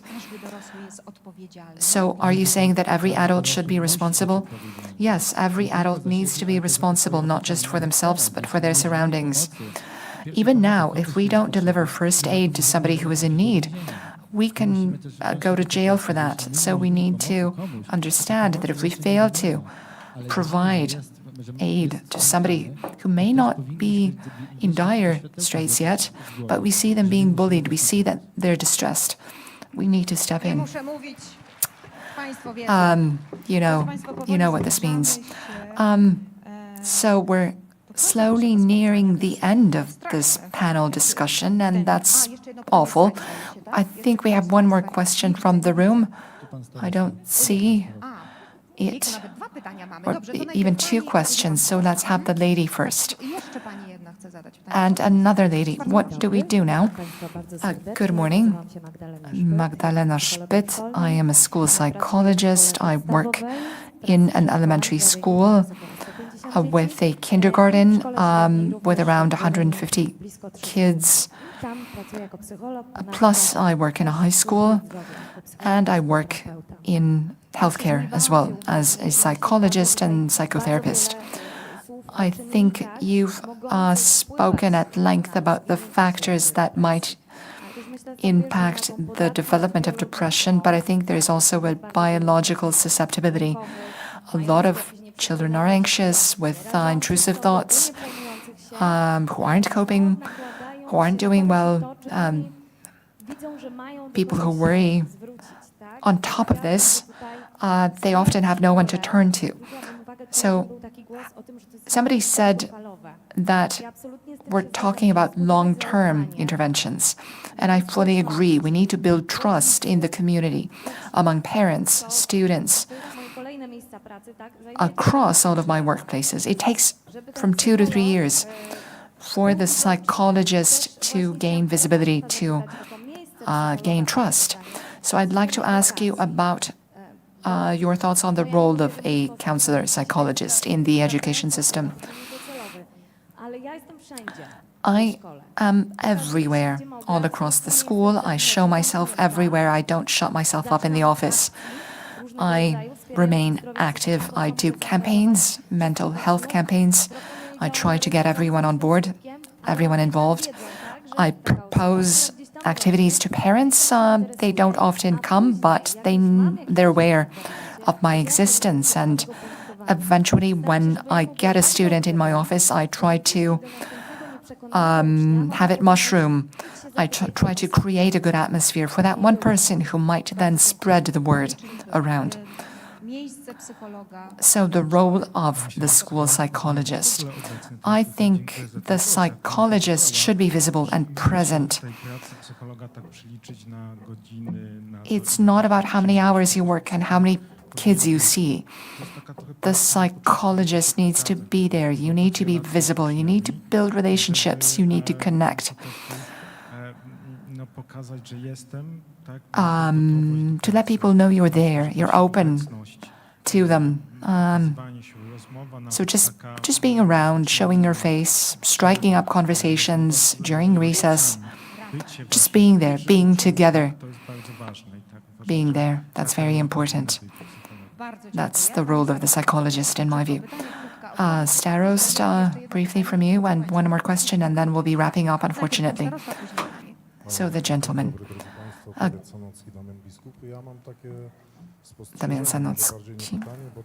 So I have a remark. You said teachers experience problems. We all have problems. Everybody does. But the basic problem is with the basic family unit. If we were to look at a map today, if we were to look for foundations, help organizations, help institutions, it's going to be hard to find institutions that are dedicated to help families. If we have a look at depression today, I believe it starts in the home. Why am I saying that? I have taken part in many similar conferences, and there was a professor at one of them who said, depression is also the failure to be seen by parents, parents' failure to see what's happening to their child. So it's not just a child who's being neglected or suffering at school, being bullied at school, being abused somewhere. It's the failure of the family to respond. That's often the cause. Thank you very much for that opinion. And the last question, you can continue this during the break. I would like to touch on two issues. So first, parental and teachers' concern about children's well-being carries a risk, the risk of no longer teaching kids how to deal with stress, and we move away from that and towards removing all stressors. And here, parents need to be educated, including by schools. Like you mentioned, going out, playing outside. There are bound to be conflicts and difficult situations, but we don't want the parent rushing in. So say kindergarteners are fighting, and the parent comes to the facility and says, my child is no longer to sit with this child, and thank you so much for saying that. So hold on to your questions. We have another panel after the break. You can ask them then, and we'll make sure that they still fit. So very briefly, just to speak on behalf of teachers, it has come through in the discussion. The superintendent tried to bring attention to this problem, but he was silenced or so we're talking about an ideal student here, I think, a student who's aware of their problems, of their difficulties, a student who is willing to cooperate with teachers, with the school to improve their functioning. However, in practice, it's like being run over by a truck. The problem student doesn't want to cooperate. He is disruptive, he or she is disruptive, but we expect teachers to be therapists, but their basic role is to transmit knowledge to the whole class, not just to look after the student experiencing difficulties. If there is an auxiliary teacher on board during the lesson, there's some room for maneuvering, but if there's only one teacher plus a big class on top of that, then it's just going to be very hard to focus on one student without the detriment of the whole class. Most parents send their kids to school to learn, after all. Period. Thank you so much.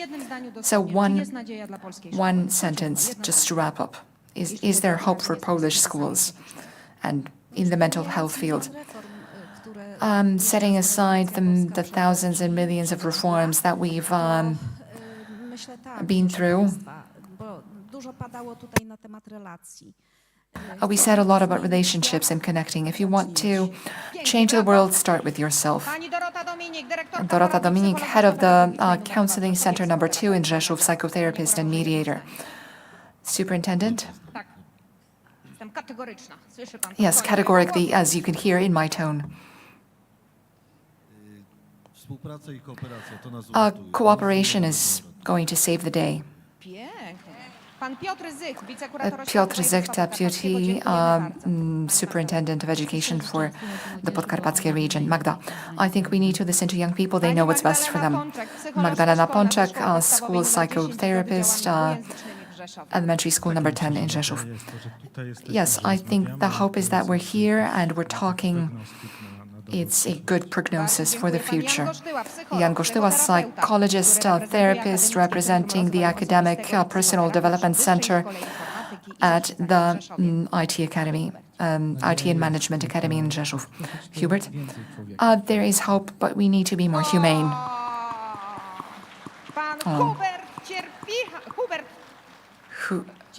Hubert Cierpich.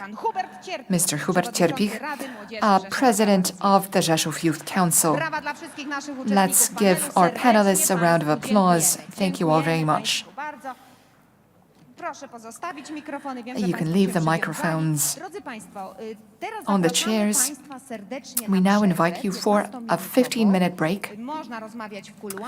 You can keep talking in the hall and hold on to your questions. You will be able to ask them during the second panel discussion devoted to how to locally support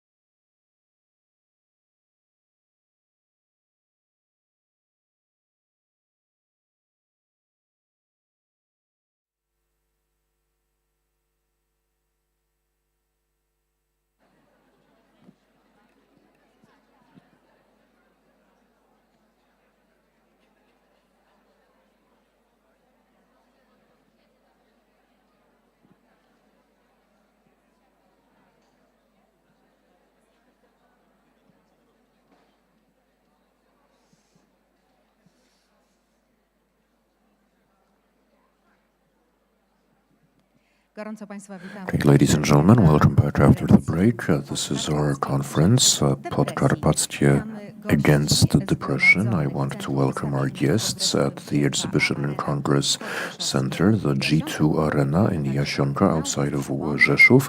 I want to welcome everyone joining us online. The live stream is on Facebook in Polish and on YouTube in English, with English interpretation provided. Both transmissions are also being translated into Polish and International Sign Language. How are you after your fourth or fifth coffee of the day? That's wonderful. So please remember the questions you didn't have time to ask in the previous panel. Now we will have time for them because the topic of this panel is very broad: how to locally support recovering from depression. What can we do locally, at home, at work, at school, and in our library or in our community center, in our small town community center? What can we do to support people experiencing mental crisis? How can we go about that? How to do it? And is it effective? So let's invite our panelists. We have Mariola Zajdel-Ostrowska, who is the director of the Department of Health and Social Policy at the Marshal's Office of Podkarpackie region. The director was sitting next to the deputy mayor, and we don't see her at the moment. She will join us, she always does. Now let's also have Dr. Piotr Toczyski, who's an expert with Team Europe Direct of the Alliance Against Depression. You know the doctor already. He will be having more to say about the Alliance Against Depression. And let's also invite Marcin Mołoń, who is the chairman of the board of the Social Prevention Foundation, Profil. Yes, join us on stage. Just leave your bag. It will be safe. And the mayor promises to look after it. So let's, Mr. Chairman, President of the Board of the Foundation. Good afternoon, Director. Do join us. And ladies and gentlemen, I'm exceptionally happy, I'm very happy to welcome the well-known and well-liked actress we have with us, Anna Powierza. Let's have a round of applause. Give it up for Anna. Good afternoon, and we need this kindness, this supportiveness, because public speaking, does it stress you out? Does it stress you out a little bit? Yes. In that case, let's have Anna start. So she'll be our first speaker, Anna Powierza. As you surely know, Anna Powierza has decided to talk about her depression, her illness. Why did you do that? Why did you want to speak about your condition? I suffered from depression in my 20s, and that was a long time ago, but ever since I was able to beat the condition, beat depression, I realize what a difficult condition it is, what a serious condition it is. I realized that it's a mortal illness, and I was very happy to have loved ones around me, to have people who helped me recover, who helped me. And ever since then, I've been speaking anywhere I can and telling anyone I can, because no matter how old you are, no matter who you are, if you're sick, if you're left to your own devices, you might not recover. You need help, everybody needs help, and people need other people, need support. Now, if you could say, in those difficult times, who was the greatest help? You spoke about your environment, your loved ones, the people around you. So what was most effective? I can safely say that I owe my life to my close friends, my friends who didn't let me down, who didn't leave me, even at times when I did everything to push everyone away, when I wanted to be left alone. I felt nobody understood me, nobody knew what I was feeling, nobody had ever had it so bad as I did, and I didn't want to listen to anyone. I didn't let them in, but they did come with advice. They told me to get a grip, they told me to go jog, go running, go for a walk, which drove me mad, which made me really angry, and I started avoiding them, but they didn't let me down, they didn't leave me, which is not to say that they told me to go to a fitness class, but they gave me very specific, they gave me help, they took me to see a specialist, and for several months, and this is true, they were outside the door of the psychiatrist's office, making sure I didn't leave, didn't run away.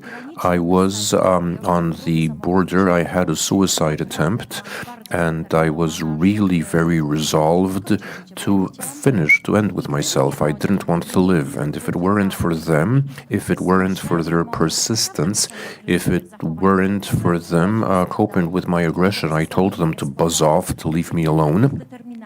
So if it weren't for their determination, I really don't know how I would have ended up. That's really important what you said, because we're all responsible for each other, for one another. That's the gist of what you're saying. I don't know. I don't want to shift the responsibility onto people's loved ones, because sometimes that burden can be too much to bear. Sometimes there's no way to help someone who's sick, and I wouldn't want anyone to live with that kind of responsibility, nor would I want anyone to assume that responsibility. But it is true that loved ones can help you. They can be alert, they can be vigilant, they can notice the moment when somebody who starts self-loathing. I think none of my friends would have helped me on their own with advice or by persuading me, by convincing me to do something. I think the main thing was that they took me to see a specialist. There you go, ladies and gentlemen. Let's have a round of applause. Dr. Piotr Toczysty, this is very much in line with the idea that you're promoting.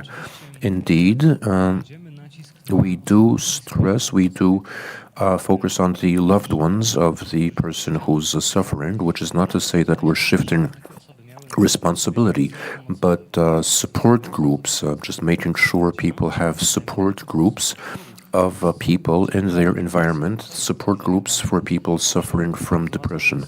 This is a neglected area. It's sometimes, of course, you need a psychologist or a psychotherapist who can run a group, a psychiatrist, a specialist who can get together a group of supportive loved ones, friends and relatives. This is the fourth apex of the alliance, to remember about the people who are suffering. Anybody who's had a depressive episode, there is a chance of a relapse, 50% chance of a relapse, and even more serious. So we need to look after these people with early on. We need to remember that we need to make sure that these people and their loved ones don't just get leaflets, but a place where they can talk and to see what they can do. So they can't always be waiting outside the door of a psychologist's office. You need specialized discussions about depression. There's a local alliance, a local anti-depression initiative, and so this ought to be available. This type of service ought to be available. Thank you very much for those initial remarks. Director, can you tell us how are we dealing with supporting persons in a mental crisis in Podkarpackie? Us, society, what do we have in place, and which way are we headed? Which way is it all going? I think that what we already have in our system, what's already happened, if we were to look back to the numbers, to the terrifying numbers on the number of people with problems, children, adults alike, and how much parents, the extent to which parents feel left out and helpless. They're loving parents who want to take care of their children, who want what's best for them. But when it comes to building up self-esteem, it turns out that unintentionally it's counterproductive. They contribute to a individualized society, an atomized society. So the reform we launched in 2018, a reform where we've disinstitutionalized mental care, psychiatric care. This entirely changes the model, changes the philosophy, the approach. It brings it closer. It brings professionals, experts. It's more of a community-oriented approach. So the people who are closest to people who are suffering from depression, by creating a whole support system for adults and children as well. And I think that today, when we think back to the period between 2018 and 2024, I think we can be proud of our achievements, because in Poland we have 120 mental health centers.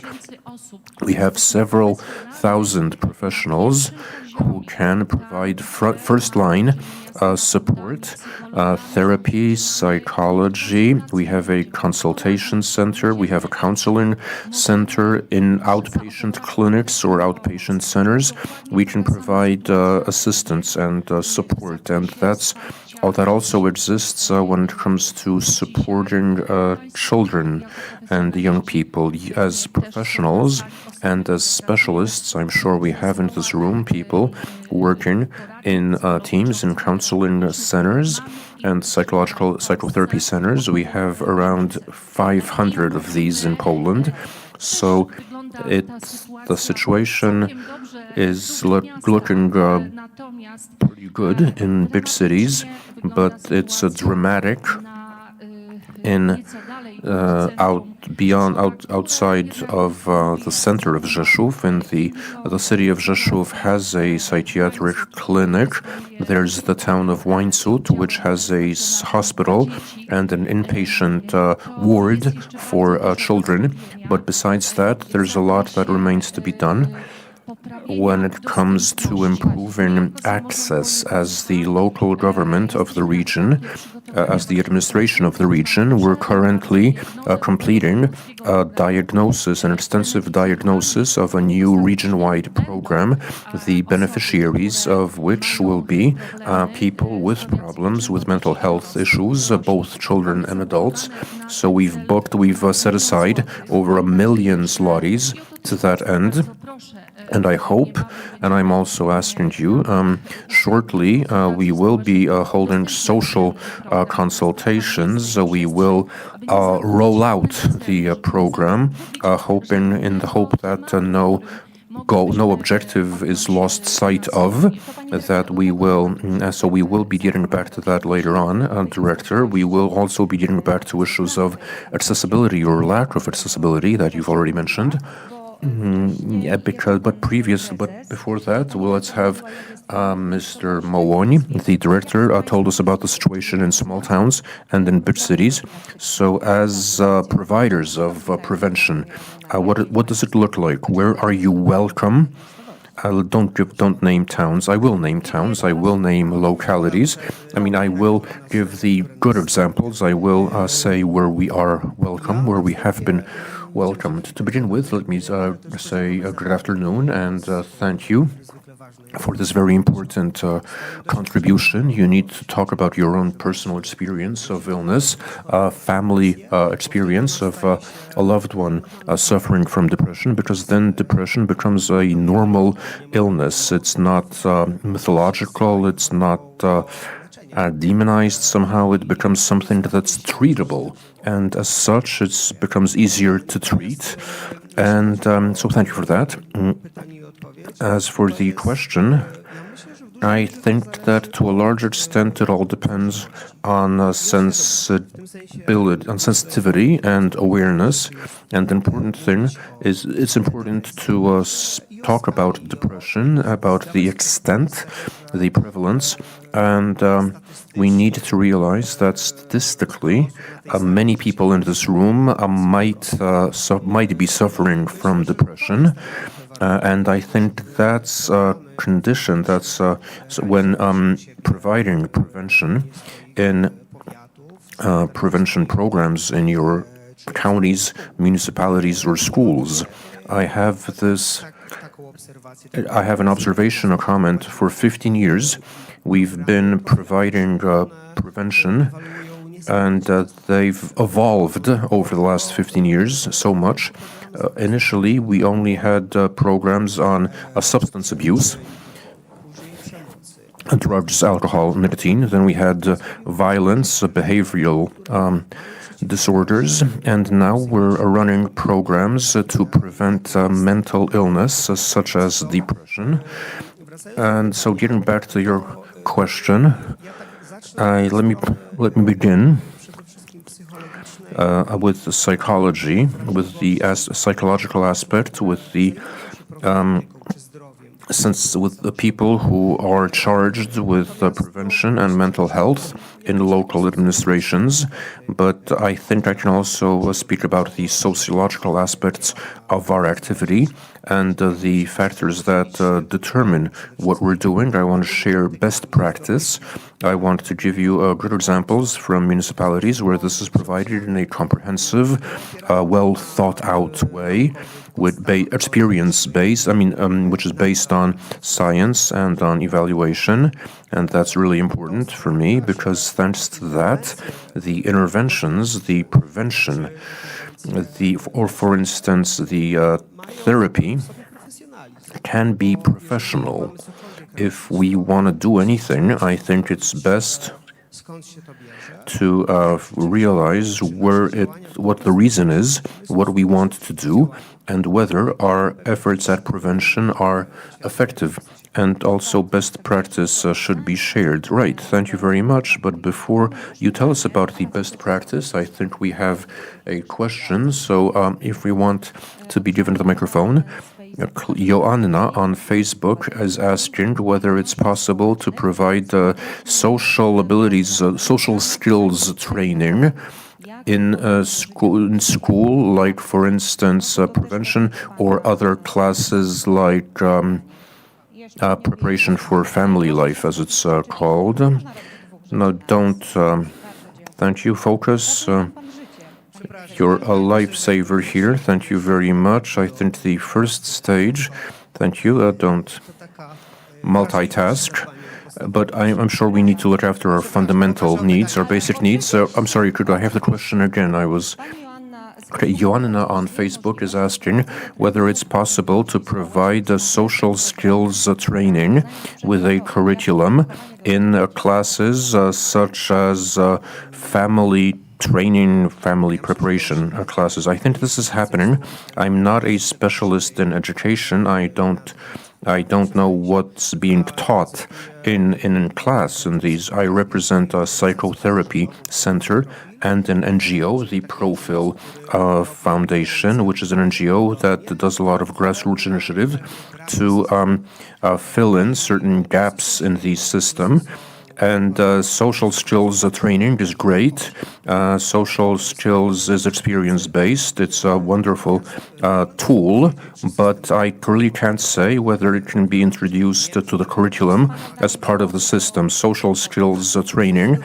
So you think this would be a good thing? Yes, because I know that outside the school system, providing social skills training, we know, and also providing sociotherapy with components of social skills training, we know how effective it can be. So if I were to recommend it, yes, I would. Second, I would back making it part of the system. Superintendent, would you care to comment on this matter? The superintendent seems not to have been listening. We apologize. It's the systemic aspect. Should I read the question again? I'm glad to. No. I'm supposed to respond, so I'll say the same thing I said to my colleague. It's too serious a topic for us to make it just a sort of a by the way topic, or to put it in as part of a subject at school.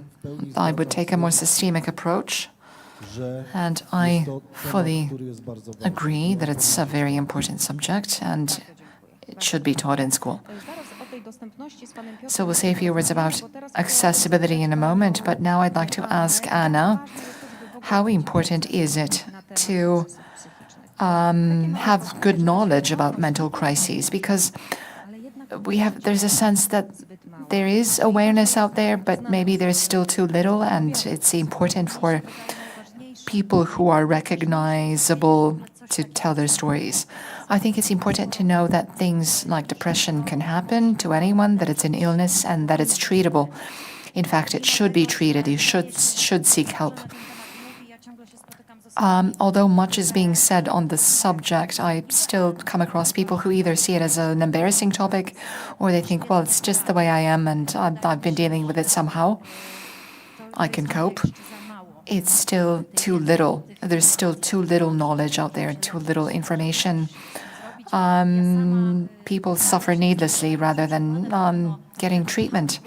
And I'm a good example, because despite my really deep depression, I had another depressive episode a few years ago.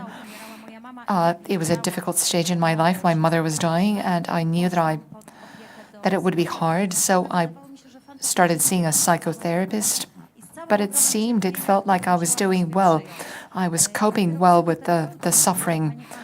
But the therapist, it was only the therapist who told me, Anna, but you're depressed. I didn't see it at all. But thankfully, by then, I knew that this was an illness that could be dealt with, that I could take medication or go in to see a specialist and do psychotherapy. And I think that's the most important part. We all need to know, whether you're a parent or you're just an individual, you need to know where you can seek help. Piotr Solczyski, let's continue on this thread of knowledge. So if we want to do a good deed for the local community, let's imagine that we're going to make a list of all the places where we can get help.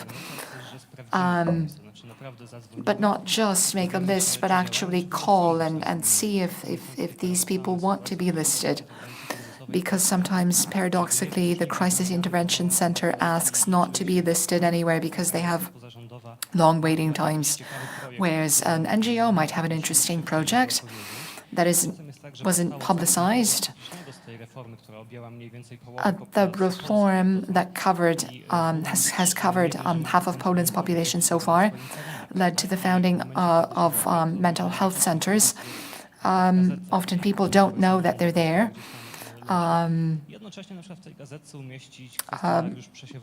But if you if you publish the information in a local bulletin, you might publish a questionnaire alongside, which is just a patient health questionnaire. The word depression does not appear, and people can fill it out and they'll go see a doctor if their results indicate that.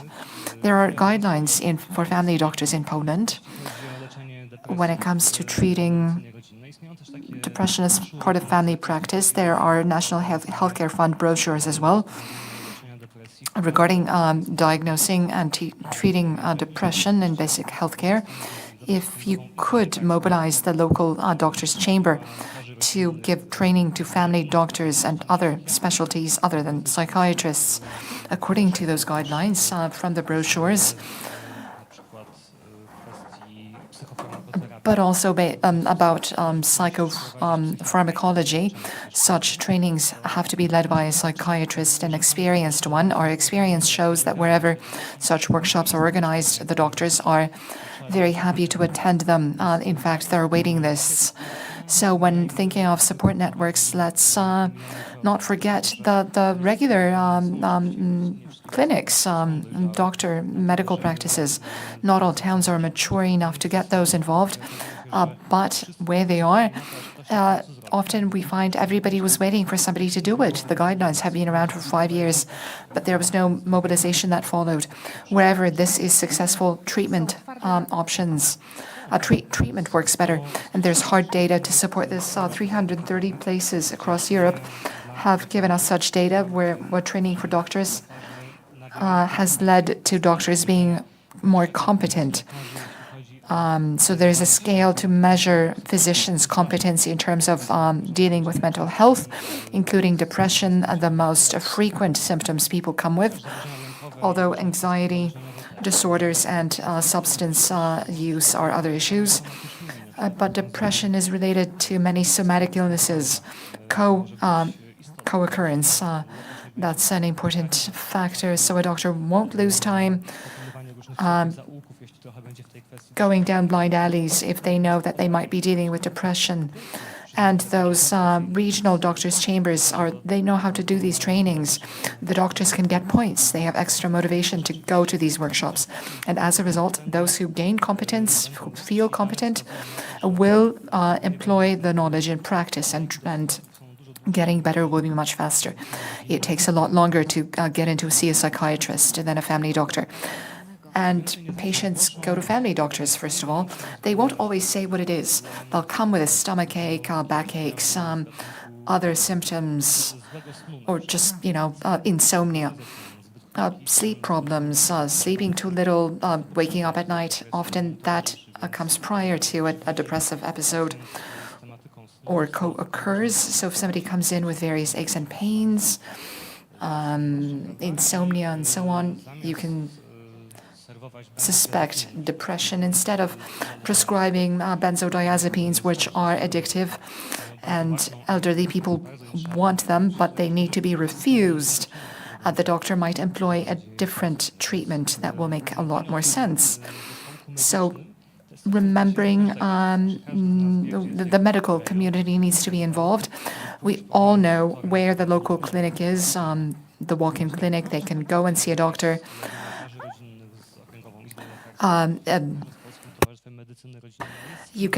are a lot of associations, doctors' associations. The Polish Psychiatric Association can also help to organize such trainings. They can provide trainers. Recently, in the Piaseczno County, a lot more people signed up than there were spots.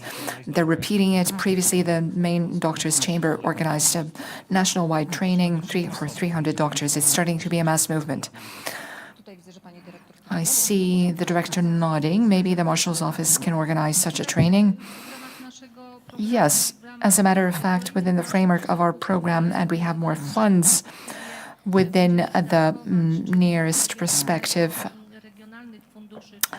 So these are regional funds for Podkarpacie. And we have over 40 million zlotys reserved for adult psychiatry, because child psychiatry, that's financed on the central level. But what you've said, trainings like those you mentioned, those can be financed as well by the regions. Trainings not just for basic family doctors, whom I believe to be one of the most important links within the whole system, but also for a variety of other professionals, which, because we lack psychiatrists, how many psychiatrists are we lacking? We have just around 500 child psychiatrists in Poland at the moment, and about 1,500 for adults. Although there are more psychiatrists for adults, there is still a problem. These issues are complicated. Children need to be looked after as well. And in Podkarpacie, how many psychiatrists do you need to hire? Right now, how many vacancies are there? Well, easily over a dozen. But I'd like to say that the reform, which is already happening, And it's seeing results because the numbers don't lie. There's deinstitutionalization, of course, but the institutions, given this systemic change, it means that the first aid and first contact, the first visit, that's now being done by non-doctors. Because the doctor may not be immediately available, unless you go privately, maybe. So all of the actions planned within this financial perspective, financed both regionally and from ministry and program funds, including training professionals, several million zlotys within the current perspective, to train, to educate doctors, psychologists, counselors, teachers, because these are the essential links. The pyramid has reconfigured itself, like you said. At the beginning, it was my friends, my family. I don't want to burden them, but my mother, the people closest to me. But we often forget we do have family doctors, first contact doctors, plus teachers are there. Maybe seeing a psychologist on a one-off basis, or the school nurse. Thank you very much. We'll get to accessibility in time. So we'll be talking about where somebody experiencing crisis can go to. But before we do, we have a question from the audience. Good morning, good afternoon. I am a school nurse and I was waiting for this moment. And I would like to tell you that the kids are great, but they come to my office with various problems. I'm lucky to have a great school, to have great teachers, and it's the school I went to, in fact. So Anya, thank you for sharing what you've been through. Because when I was in elementary school, I had a lot of people around me where something was wrong. I didn't know exactly what was happening. This was in the 80s. And I remember I phoned into Radio Rzeszów and I asked for youth groups to be established, or self-help youth groups to be established. Thank you for talking about not letting up. It's 2024. A lot of things are happening. I'm honored to be at this conference, and I'm speaking as a school nurse. It's a phantom profession. I'm sorry to say that. But like I said, I have great relationships with my school staff. However, the nurse's office is often neglected by professionals. So I would like to see more cooperation, to see more understanding, because like the doctor said, the kids come to get a Band-Aid, but there's a lot underneath that. So I appeal to all of you. You represent different professions, and you're also parents, many of you. You know that kids go into the nurse's office. Maybe it's not that professional. There's still a lot of work to be done. I'd like to have more resources. I still lack the ability to choose the right words when speaking of depression with a capital D. Kids use these words at school in the classroom without knowing exactly what they're talking about. Let me give you an example. After COVID, one boy told me, well, you know, I was depressed. And I asked, but how did this manifest? And he said, you know, because there was COVID. And this was a guy in grade 4, in the 4th grade. He said, I had a girlfriend and I couldn't visit her. And I told him, you weren't depressed, you simply missed her. So please educate us. Give us some soft skills training, so that we can help the kids better, so that we can support parents better. I never look at parents as problem parents or problem teachers. I'm a mother myself. I like to know what's happening with my child. We're afraid, often. We're afraid of procedures, paperwork, bureaucracy. Hubert, are you still with us? Thank you very much. You have to be humane. You have to be human. So, my request to you as psychologists, as teachers, as educators, actually I have 2 degrees, and I have some of those skills, but I would like to have more. And I'm very happy to be here. I looked up this conference. I was able to come here, and I'm so grateful. And I would like to thank all the teachers who are great collaborators, who work so well in collaboration. It's a huge task, and parents as well. Please allow us to work. Simply let us do our work. Let teachers do their work. Let nurses do their work. Let the counselors do their work. Let all the staff do their work. But let's talk to one another. Let's have compassion, and let's not be afraid. I know I spoke at length, but that was beautiful. Thank you. Chairman, I'd like to respond to what you said, and thank you for saying it. When traveling to visit different schools across the Podkarpackie region, we are often asked about training. And we do provide training. And what we've observed over the past 4 years, the last year there were the juvenile protection standards that were about to be implemented, plus some other important tools. But we do get inquiries over the last 4 years about depression and suicide attempts in schools or among school children. Unfortunately, we have also been asked by schools whose students have already attempted suicide. To me, that's dramatic. It's late. It's too late.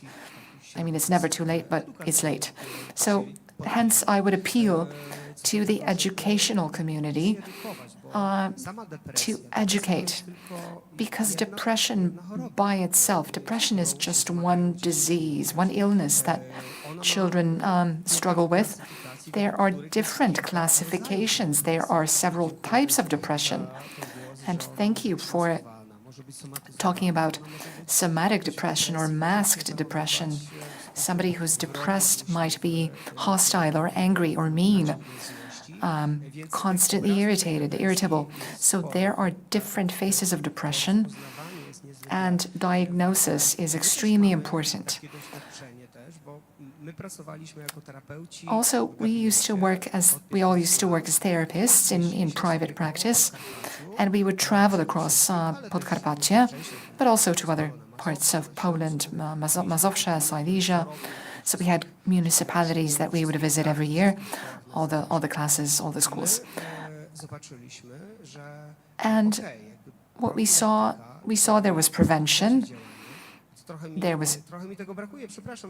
It's something that I'm missing, so I find it lacking. I like the title of the conference, Podkarpackie Against Depression, but we need more action. Countering is an action verb. This is an important day. We're signing the declaration. We're making a statement. But the question is, what are we going to do about it? Thank you. But I understand we leave here and we start acting. We get down to work. Precisely. So we need the action component. But in response to what you just said, when conducting prevention in the area of addictions and psychosocial development, we saw that as stage 1. Over 3 or 4 hours, we would get to know the kids who would often be struggling with various kinds of difficulties. And for many years, we were astonished. Or in fact, we were sort of boastful about this because it was quite easy to learn the names using various mnemonic techniques. And the teachers would always say to us, how did you learn all the names? Well, easily. I would always say, I'm concerned about this, Kathy, Maggie, and Johnny. And the teachers would be astonished. How did you identify these problems after a 3-hour workshop, things we haven't seen, although we see the kids daily? What happens is, during the workshop, we put kids in a group work system, and the difficulties become readily apparent. So in response, there was another idea to meet with parents, to talk to all the parents about the class, to do a SWOT analysis, opportunities and risks, and then we'd stay behind. And to this day, it continues if a school has done that kind of workshop. So after a 10-minute SWOT for one class, we would invite somebody who worked with that class and to talk about a specific child and their functioning. Well, sometimes we don't know everyone. There are 25 kids. So it's possible to organize various activities with parents, but they need to be tailored, personalized, and we need to appeal to them through the lens of their child, because these parent meetings, sometimes they went on for 3-4 hours. And they would sit there in the hallway waiting to come in and talk about their child. So it was wonderful. And we'll talk about specific examples where such miracles have happened in a moment. Another question from the room or a comment? Yes, please go ahead.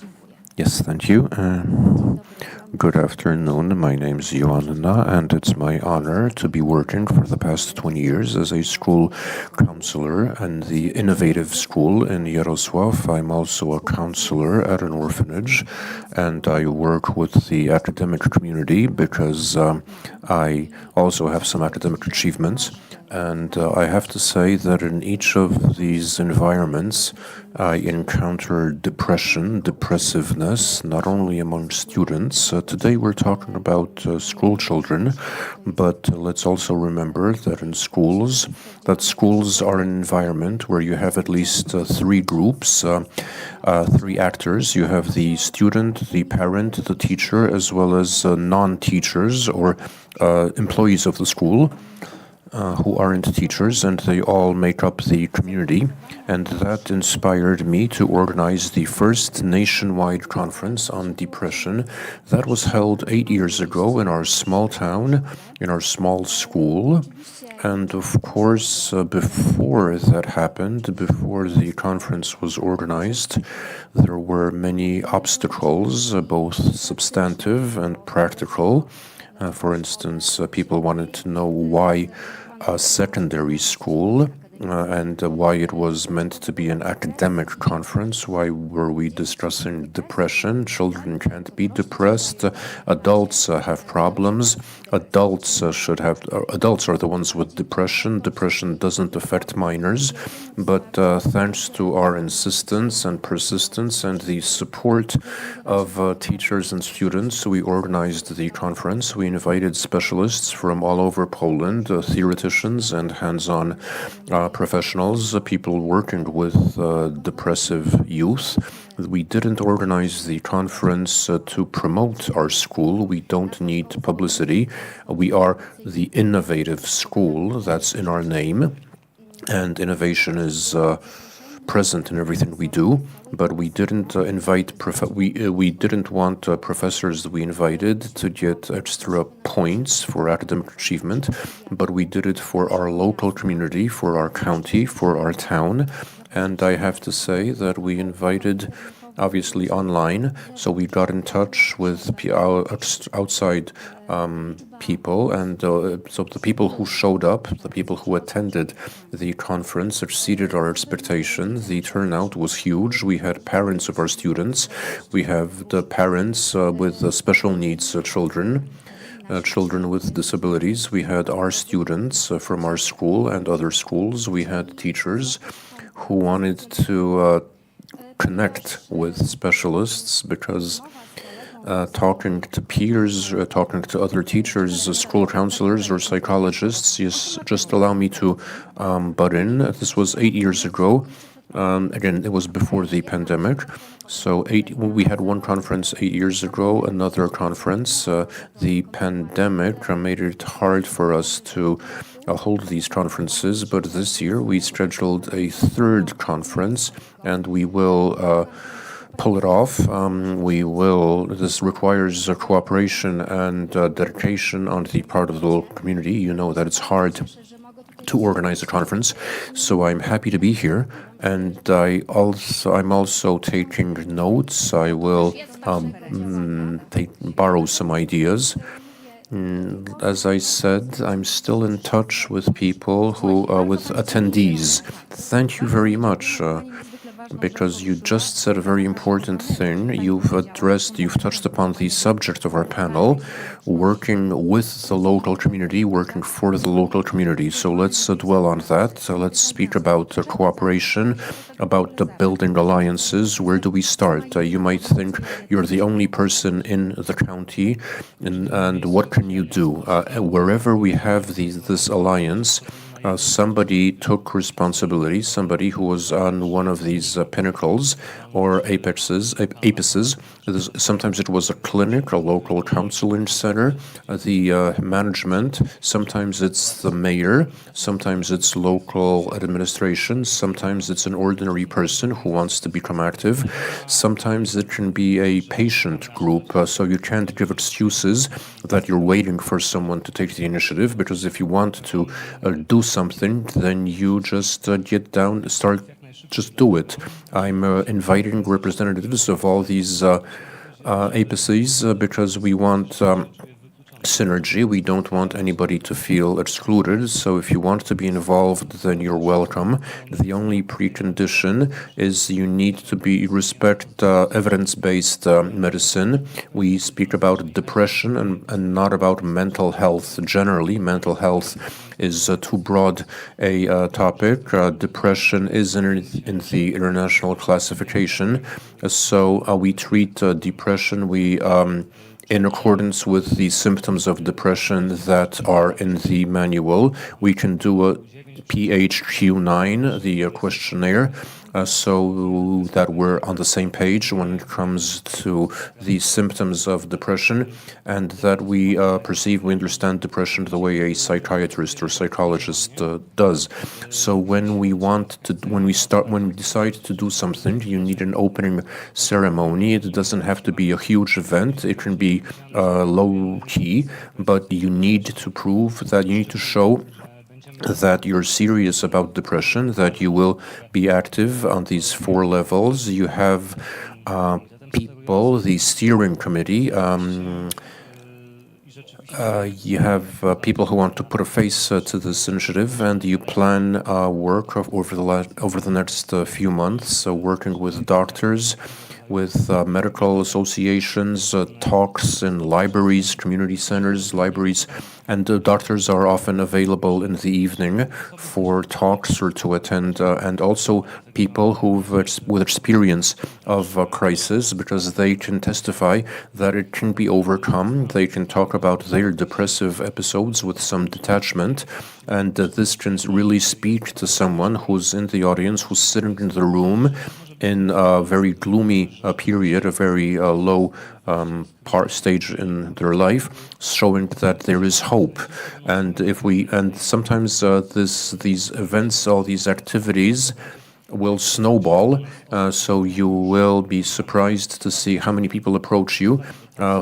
People who have grants from, for instance, the Marshal's office. Let me quote the Piaseczno County outside of Warsaw. We're sitting there with 100 teachers and educators, in the local administration, and then after 2 hours in, somebody stands up and says their center has just received a grant from the Marshal's office with EU funds to organize 6 months worth of therapy for young people, and we have a lot of vacancies because nobody knows about that. So focusing on griping or complaining kind of stopped people from realizing that there are resources available in the county. And then somebody told the principal that they could bring in psychiatrists, but somebody said, I have my own psychiatrists in the building, but they never go downstairs in the health center. So there are psychiatrists, but they never talk to the general practitioners. So if you set this in motion, if you get the ball rolling, you'll be surprised at how much can be achieved. And the output is for people to be more willing to go into treatment and less suicide attempts. This is a metric. This is a measure that can be checked in our social campaigns. We don't speak about suicide explicitly because there are some conditions there, but we are talking about depression explicitly because that's related and it's successful. Anna is a shining light, is an example here. I'm sure that you had many people write you and say how good it was for you to speak out. I was ashamed of being ill. I thought it was a sign of weakness, I felt it was awkward. I felt uncomfortable talking about it to others, but when I started recovering, I realized how important it was to speak out and at every opportunity. So I'm really happy that we're all here.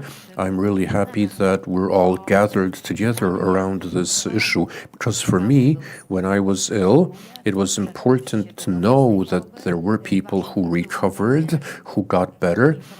This was really important, the way they did, because there was a time in my life when I didn't know how to cope with the problem I was having. So I'm glad to hear what you're saying about family doctors. I'm glad to hear what you're saying about schools and healthcare centers, because this really needs to be available. This needs to be available next door in the community, so that people can get better, or at least to get some tips on what to do next. So thank you, Director. So what in Podkarpackie, if you're experiencing a mental crisis, an episode, what can you do? Where do you turn? Let me just comment on what was said just now and what the lady here said.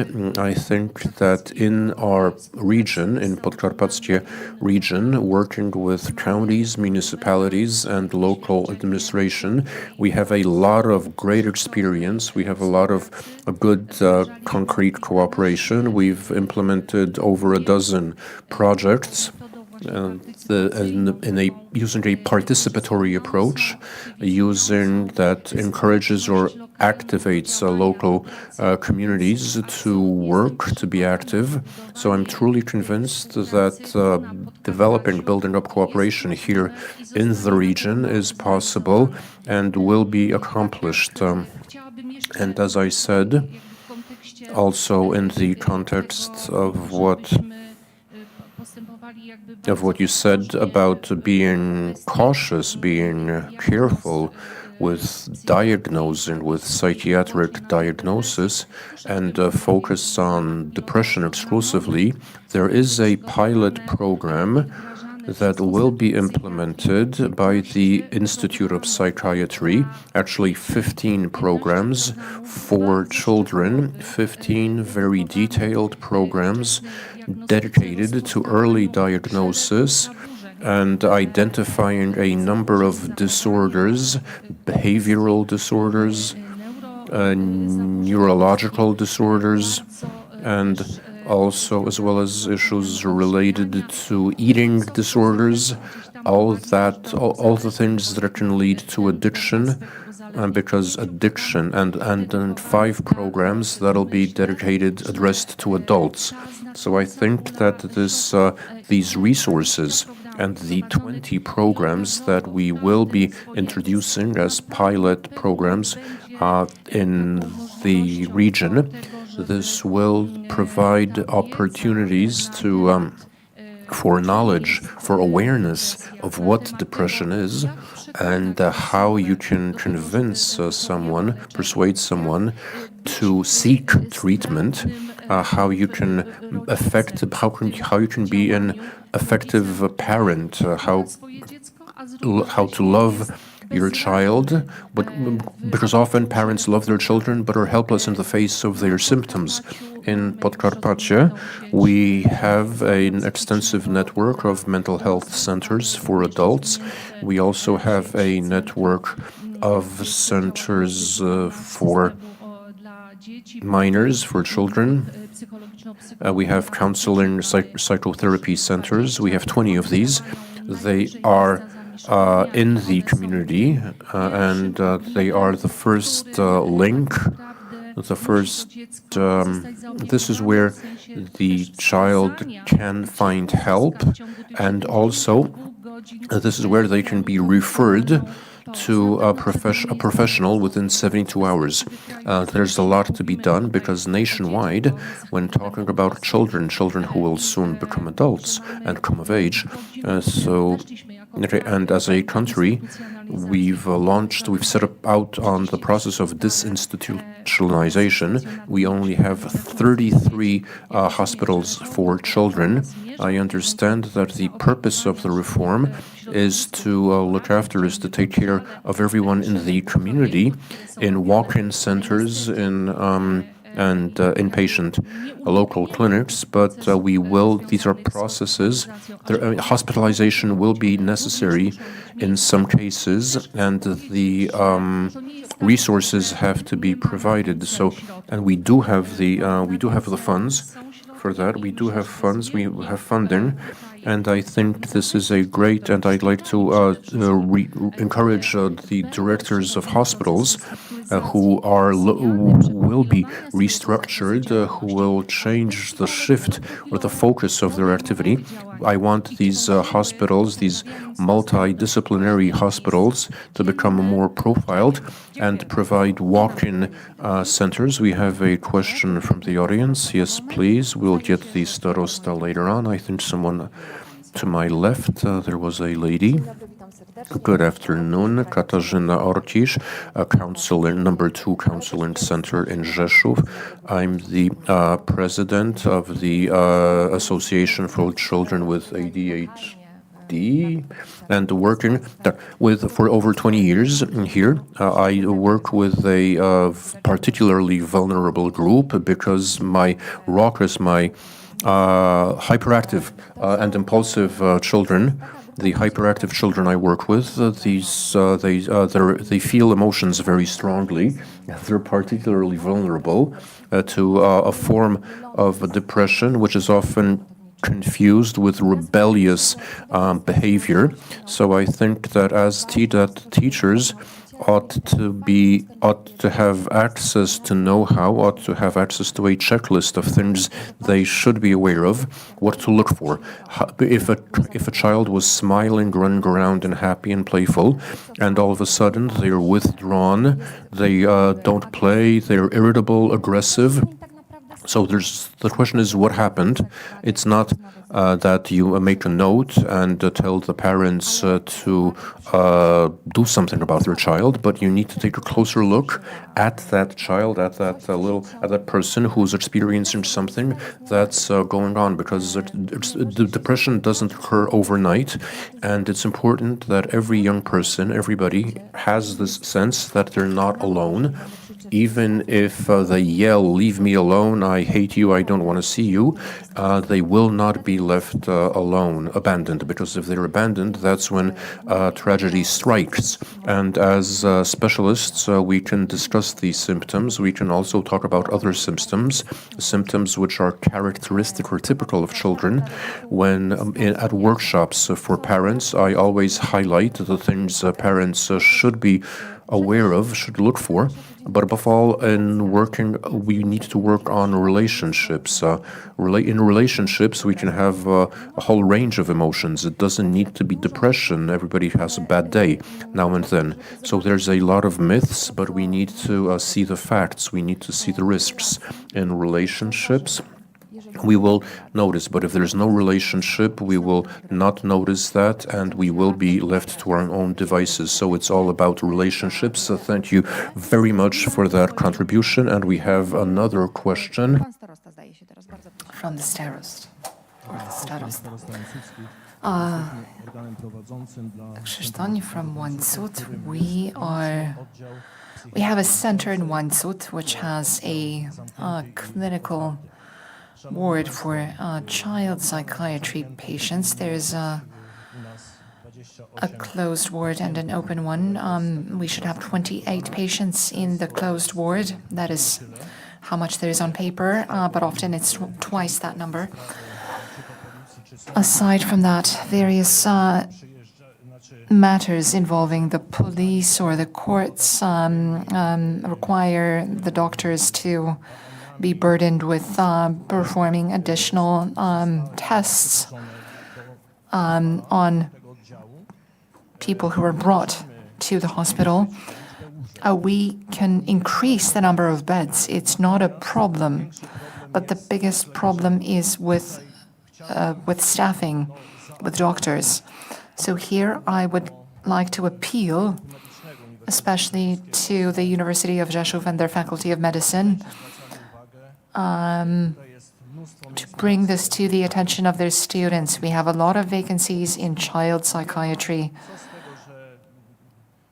There simply are no doctors. So we could build a bigger ward, but then we'd have to compete for doctors. There simply aren't enough child psychiatrists around. Let me add to this question.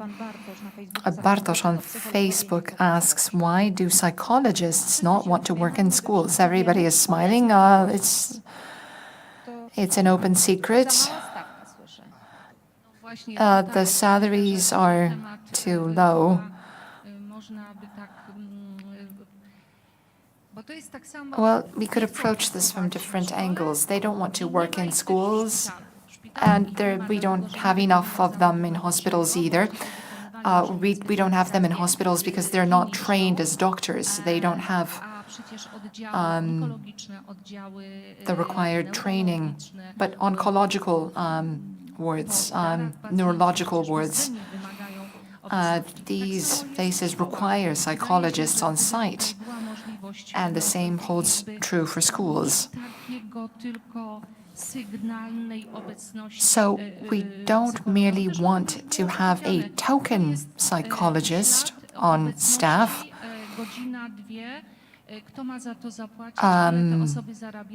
People coming in for 1 or 2 hours, who is going to pay for it? How much are they earning? And if they have a specialty, if they have experience under their belt, they can really earn so much more elsewhere. I would also like to bring your attention to the fact that to the psychological profession, the therapeutic profession, it's not regulated. It's one of the few professions that have not been regulated. There's no professional association, no formal certification. There's also a problem with specializations for psychologists. Of course, it's crucial that aid be delivered by professionals. Thank you. Thank you. Let's have the next questions. The next question, or more of a remark. Sabina Południak, Podkarpackie, Parliament. I would like to refer to 3 issues. School psychologists. In the rural municipality of Przeworsk, where I work, we don't have problems with psychologists. We have one in every school, even though we have 2 small schools, up to 50 pupils. and it's not appealing for somebody to come and work there. However, we were able to find, also thanks to great collaboration with the education office and great supervisors, we have a psychologist who isn't trained as a teacher. But it's possible for them to obtain those after they are hired. And that's often a one way to get a psychologist to work at the school. Because convincing somebody to pay for the additional training without giving them a taste on the job is difficult. So it's one way to get somebody to try it out. And our psychologist, after a month of working at the school, said, yes, I will go and obtain the relevant degrees, I'll obtain the certification. So maybe that's one hint to local governments, one way of handling the issue. Secondly, I have been talking to a colleague from the Regional Center for Social Policy. We are focusing on schools, but I'm also a member of an interdisciplinary team, and we have many people here from social assistance at various levels. That is also a space, and specialists who often know quite a lot more about families than the schools, and it's worth drawing on their experience.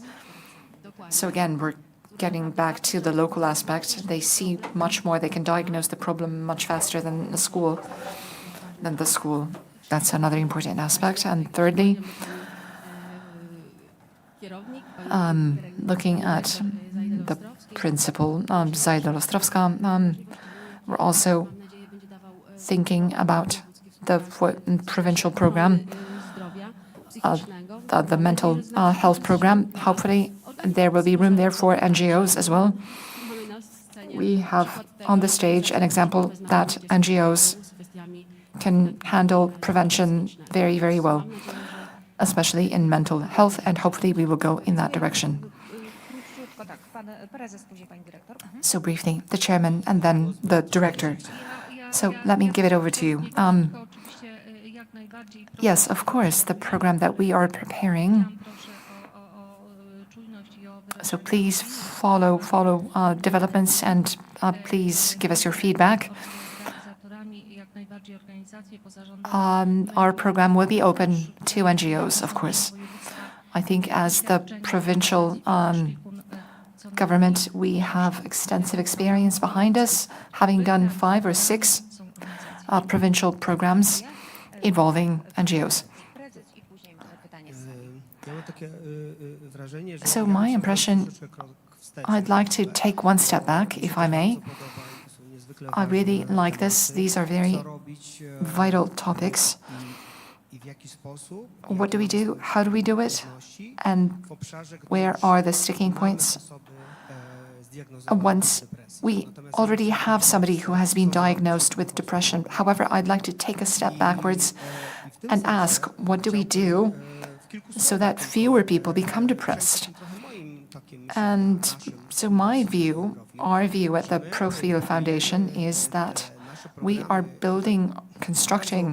structuring our programs. I know this is quite general. So let me simplify it a bit. I apologize, but there's no time to go into details. The reasons for depression, the causes of depression, you can divide them, you can classify them in a simple way for the purposes of the local community. So first, genetic factors. To what extent can we impact genetics? And let me respond right away. Well, our influence there is limited. Second, psychological factors. Do we have impact here? Yes, we do. The way somebody's personality is shaped, we can impact personality development through what happens in kindergartens, in elementary and secondary schools. And there are also the parents who are the main drivers of personality development. But what other things contribute to depression? Self-assessment, self-esteem. Social skills like communication within a group, cooperation, motivation to learn, to study, those are the psychological factors. How can we influence them? Well, in education, that's one. And one component, and that's why I like it, because social skills training takes care of all these elements. If it became part of the system, along with the whole professional package, teaching teachers, training teachers to teach them specific methods, that would be great. And the third factor is the community, the social factors. The sort of environment the child or the young person is raised in, what the family is like. Is there substance abuse? Are we reacting to it or not? So here I'm looking at the social assistance centers that were mentioned by Sabina. Then there's peer violence, bullying. This is another factor that leads to the emergence of depression among youth. So let me focus on youth because they are the most helpless and the most vulnerable group. I think that if we can say to ourselves, okay, genetically not, psychologically and socially yes, that is a good point of departure for what we can do. So if I can take 2 or 3 minutes to give you examples of what we do. We have 10 minutes until the end of the panel. So if we have self-esteem, self-worth, can we engender that only through sports? I say that on purpose because, unfortunately, my sense is that there are municipalities where all the funding going to preventing substance abuse, all the funding goes to soccer, football. So what do we see here? So we have prevention for maybe 5 or 10% of the children. The municipality of Krasne, in their annual prevention program, aside from workshops and training for teachers on depression last year, that's what we did for them, a training for parents on how to work with children with depressive symptoms. So in Krasne, there are 12 different types of extracurricular activities in 4 schools, and they're all different. There's a whole variety. There's no soccer. Soccer is separate. We like soccer. It's not that we don't like soccer. Yes, I love soccer. I grew up playing it.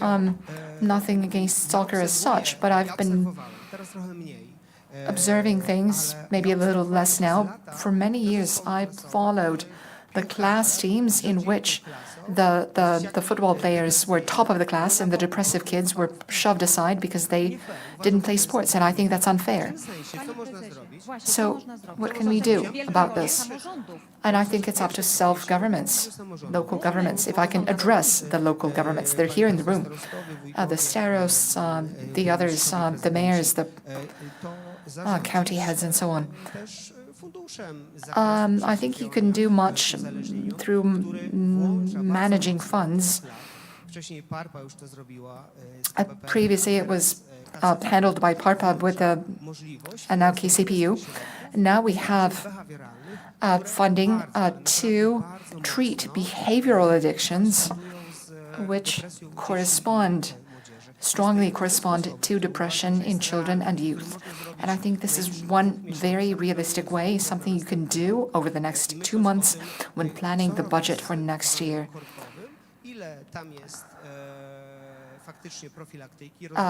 Think about prevention, social skills development, so the kids are able to talk to each other, they know how to collaborate, they're not hostile, they don't engage in hate, proposing different activities, recreation, in addition to soccer. To me, that's the foundation, and it's very close to what we're already doing in my foundation. Did you hear this? Some shy applause, but there will be more.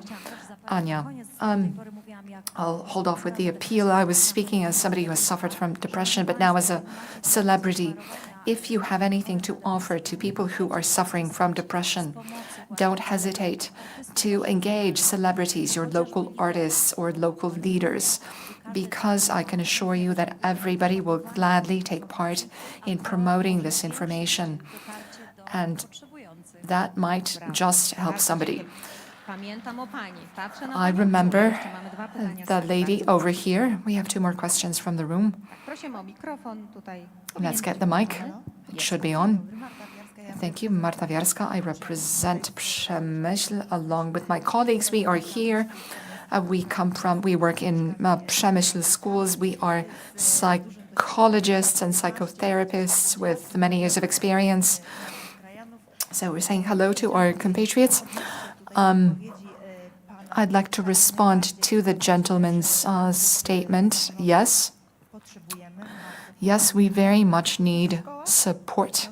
We need social skills training, TUS in schools, social and emotional skills training. I think it should be organized starting from grade 1 of elementary school and should be mandatory. Moreover, let's hand over power to the parents. Let's teach them how to raise kids, because not having being incompetent parents, that's a huge problem, and we see it. We need training for for parents and caretakers. And just to respond to why psychologists don't want to work in schools, maybe the fresh graduates want to, but the older ones go into private practice. There's a lot of paperwork for psychologists in schools. We don't want to do that. We want to work with parents and children. We are often the go-to person for kids, for teachers, for parents, for school staff. Our work is very intense. And most importantly, this wasn't said today, we want supervision as well. We would like to receive supervision. One more voice. Dariusz Misiołek, Podkarpackie Teacher Training Center, and a teacher myself. Very briefly, one thing that I'm missing here at conferences like this are 2 elements. Before the outbreak of the war in Ukraine, Professor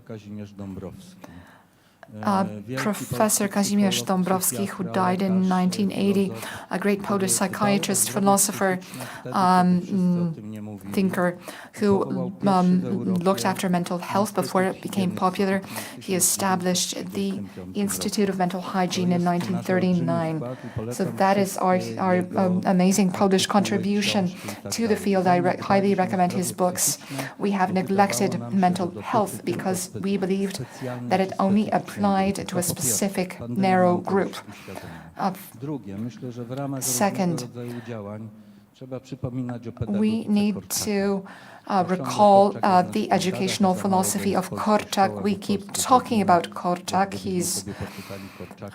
but we're not actually we're not applying his principles. Thirdly, as a citizen and as a professional, what I'm lacking, like with the juvenile protection standards, I'm lacking a supra-ministerial team bringing together several ministries to develop guidelines to facilitate inter-ministry and intersectoral, interpillar cooperation. Right now, it is all up to individuals and their goodwill. And last but not least, in Poland, perhaps the reason why we're not effective as teachers, as educators, but also as neighbors and parents, because there is a myth of the family, the sacred nature of the family. No one is to intervene unless it's really an extreme situation. I don't think that should be the case. For the well-being of the child, that the well-being of the child should be the guiding principle of every adult. Uncles, aunts, we need to ensure that children are looked after. Thank you very much. Thank you very much indeed. And now for the last question. Not so much a question, but a comment, a thought. Would you like to summarize? I represent the municipality of Krasne. I'm a school principal and a local councillor. We've been working with the Profil Foundation for years. Our municipality is in the forefront. I think that teachers, educators are very well prepared. They're wonderful. They're full of empathy. They're always learning new things. What I'm lacking here, I wonder if we have representatives of family courts, because we have a problem. Sometimes we see a problem and it bounces off the family court unresolved, and we deplore that. I'm glad that the reform also introduced special needs, special education educators to support counselors and psychologists. These are teams that are working, they have their work cut out. We're looking for solutions and we're trying to act at a grassroots level. So thank you, thanks to the municipality, thanks to the foundation, thank you for that contribution. Now, one sentence each. Local communities, does building up alliances, is it justified? It is justified, it makes sense. And today when we started talking about it, the 4 apices, as there were people who called us, said, remember nurses. The Commission has these mentioned in its catalog of best practice. So remember all these actors, all these components, and build on this energy. So follow the energy. We will address all the difficult issues and all these 4 components. So just remember, first there's the more medical, mental health specialists, doctors, psychologists, and also nurses. So care and also cure, this is the keywords here, and then the entire community should have access to various remedies and resources, do screening tests and stress that depression is an illness. Then local authorities, people who run schools and community centers, and as well, and finally, very important people, the loved ones, the friends and relatives of people suffering from depression and the people suffering from depression themselves. So you also need to be aware of all these 4 groups to make sure that everything's being done. Briefly, a local activity does it make sense? Interventions, yes.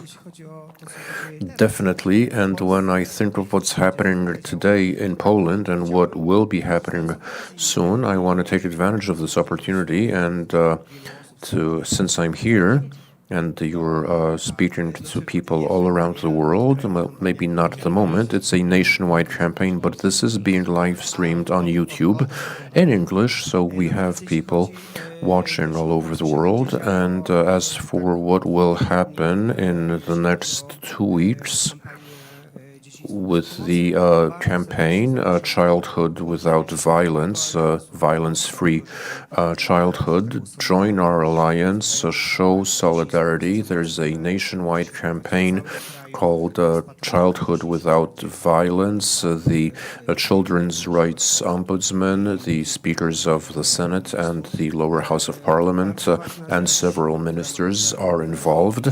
This is really important. It's meant to draw attention to the fact that violence, that abuse harms children. And thank you. We're almost running out of time. Local action. Can local action change the world? Yes, it's necessary. It's justified. And definitely this is a time when we're putting our house in order. We're finally sorting out a system that had been dysfunctional. The Polish mental health system had been dysfunctional.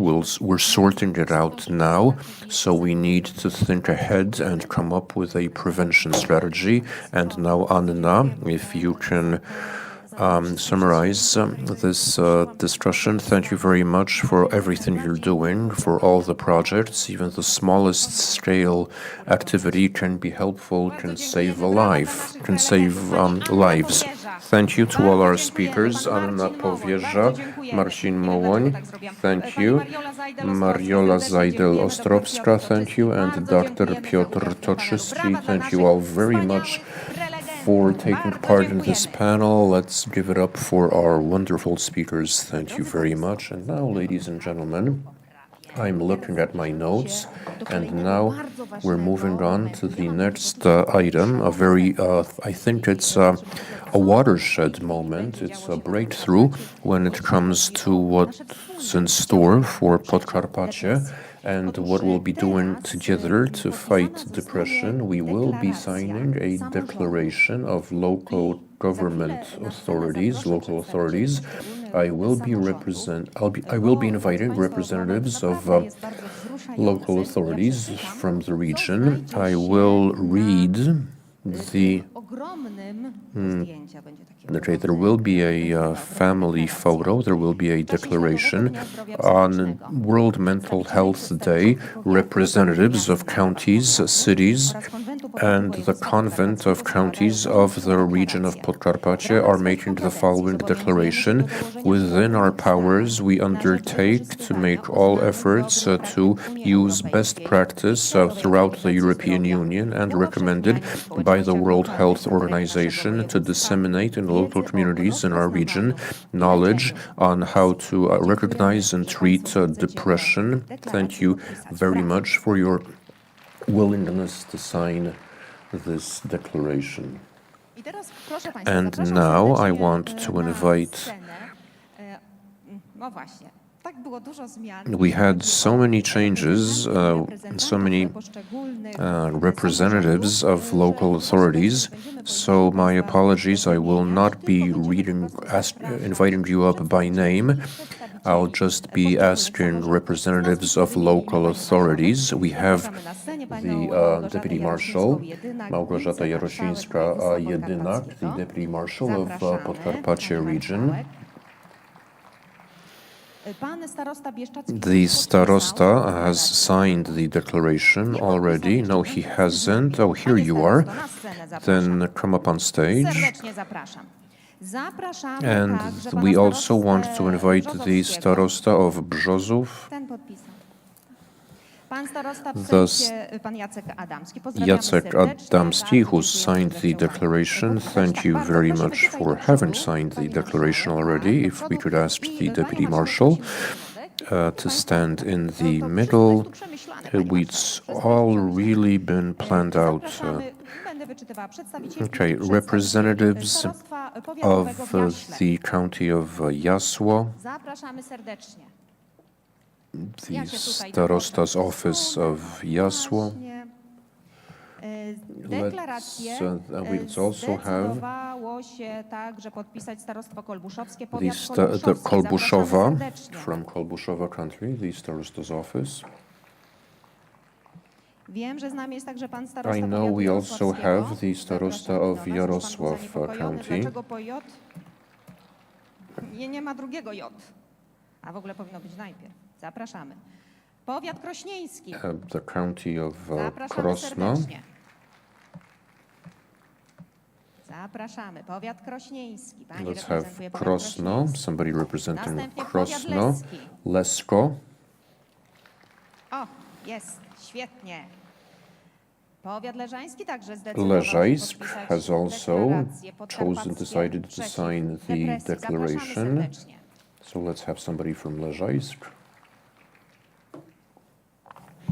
Powiat lubaczowski. Lubaczów. Powiat lubaczowski, The zapraszamy. county of Lubaczów. Let's have somebody representing that county. Drodzy Państwo, także powiat łańcucki Łańcut chce być w tych also wants działaniach. to join in, Podkarpackie przeciw wants to sign depresji. the declaration. Powiat mielecki. Mielec. Zapraszamy serdecznie. Powiat niżański. Zapraszamy. Nisko. O, panowie tak obok siebie usiedli. Alfabetycznie. It's Powiat all przemyski. alphabetical. Przemyśl. Zapraszamy. Powiat przeworski. Przeworsk. Zapraszamy serdecznie. Zapraszamy także Now let's have a przedstawiciela representative powiatu of ropczycko-sędziszowskiego. the county of Ropczyce-Sędziszów. Powiat rzeszowski Rzeszów jest także z nami. is W also działaniach here, na rzecz przeciwdziałania. joining Pani us in prezydent, the pani fight osobno. against Tak, zaraz z panią zaproszę, pani depression. We prezydent. will Tak. be asking the mayor, Powiat sanocki. the county of Zapraszamy Sanok, serdecznie. Powiat sanocki. Także powiat Stalowo-Wolski the county zdecydował of się podpisać Stalowa naszą Wola deklarację. Nie has wszyscy państwo są also obecni. decided. Część osób już Not podpisała everyone's tę deklarację, present, część some podpisze niebawem. counties, powiats have Zapraszamy already także, signed. widziałam, że jest Now pan let's starosta have the powiatu strzyżowskiego. starosta Tak, of zapraszam pana Strzyżów. Deklarację podpisuje także powiat tarnobrzeski. And the county of Zapraszamy Tarnobrzeg. Do join us up on stage. Zapraszamy We również also have a representative miasta Krosno. of the Krosno jest city także of z nami. Krosno. Zapraszamy Krosno is serdecznie. also Jest Krosno. in Bardzo the się z tego house. cieszymy. We're very happy to have you. Również samorząd Przemyśla, miasta And Przemyśla. the local authorities of the city of Przemyśl. We have the deputy mayor of I Przemyśl. teraz pani prezydent. And now the mayor of the city of Rzeszów will also be signing the declaration. I zapraszamy także And przedstawicielkę a bądź representative przedstawiciela miasta of Tarnobrzega. the city of Zapraszamy Tarnobrzeg. serdecznie. Czy kogoś, drodzy państwo, nie Is wyczytałam? there Mogło się someone tak I zdarzyć? haven't mentioned To proszę that się tutaj nam zameldować. then make yourself known and do come up? Zapraszamy. I teraz, proszę państwa, nie damy So rady now państwu tak we zrobić zdjęcie, will- kiedy państwo tak There's stoją. too many of Więc you trzeba to będzie się ścieśnić. fit in Zapraszam the do photo, przodu. so Część osób do pierwszego rzędu. let's Pan have tutaj two do rows. ciebie. To tak się uda, że panie do przodu, a panowie z tyłu. Bardzo proszę, żeby ktoś z naszych fotografów państwa tutaj pięknie ustawił. If you can pose for the photograph. Zapraszam pani prezydent zdecydowanie do przodu. If let's have Oczywiście. Proszę państwa, czy tak jest dobrze? I teraz uwaga, And ważny moment. now Wnosimy attention, deklarację this is podkarpackie the przeciw depresji. Na declaration, ręce pani the marszałek. Podkarpackie Against Brawa, proszę Depression państwa, tu muszą być Declaration, brawa. To nie the tak, że tak cichutko, Deputy leciutko. Marshal of the To jest region. bardzo ważna deklaracja. This Za tą is a truly deklaracją important wierzę w to głęboko. declaration, Pójdą which I konkretne truly czyny. believe will Prawda, be drodzy państwo? followed Pójdą by czyny, panowie i action. panie. There will Powiedzcie, be że tak pójdzie action. świat. Teraz Yes, nie ma do odwrotu. say that. We need a Proszę. declaration, so we need you Teraz to czas na reaffirm fotoreporterów. that you will take action. And now let's have photographs.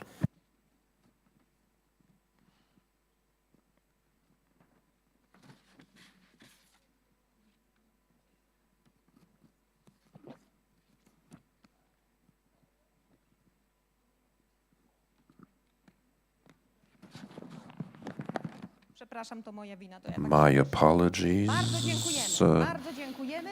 Prosimy tutaj o Thank you, odebranie, and deklaracji. A if państwa you zapraszamy can do pick up the podpisywania. declaration, Proszę, już and now deklaracje odbieramy. let's ask A tutaj, everyone żeby tak to państwa nie sign. będzie dobrze, ślicznie panie to It's zorganizowały, wonderful, ale it's mamy all- też tu sztalugi. Okay, we have an easel. Zapraszamy teraz po kolei państwa Now do let's podpisywania have deklaracji. everyone signing Prosimy. the declaration. Tak, prosimy jednak tutaj na sztalugi te If we deklaracje. could put the Na sztalugi, declaration tak, on tak, żeby tu the państwa nie zasłaniać. easel here, Żeby so państwa nie zasłaniać. I teraz jest, drodzy państwo, ten moment now is the podpisywania time, now is the deklaracji. signing I ceremony. tym ważnym momentem And kończymy this naszą is konferencję where Podkarpackie our przeciw conference depresji. ends. Bardzo This państwu is the dziękujemy end za of the obecność, Podkarpackie otwartość, dzielenie się Against przemyśleniami, dobrymi Depression. praktykami. Thank you for Tak właśnie your zmienia się świat, openness, jak my your to dzisiaj, willingness to share best robiliśmy. practice. Drodzy This is państwo, how proszę we spojrzeć, change the world. So if you want to check out www.aliansprzeciwkodepresji.org and ifightdepression.com, those are websites which have a wealth of information, wealth of expert information on how to support people with depression, and it's got a lot of knowledge about depression. So thanks to all of you present here at the G2A arena in Jasionka outside of Rzeszów. I want to thank everybody joining us online, as well as our simultaneous interpreters. our sign language interpreters, and all local authorities from all over the country are encouraged to join the initiative, get in touch with the European Commission representation and the Alliance. Other voivodeships are also invited to sign declarations. Thank you very much for this meeting and all the best.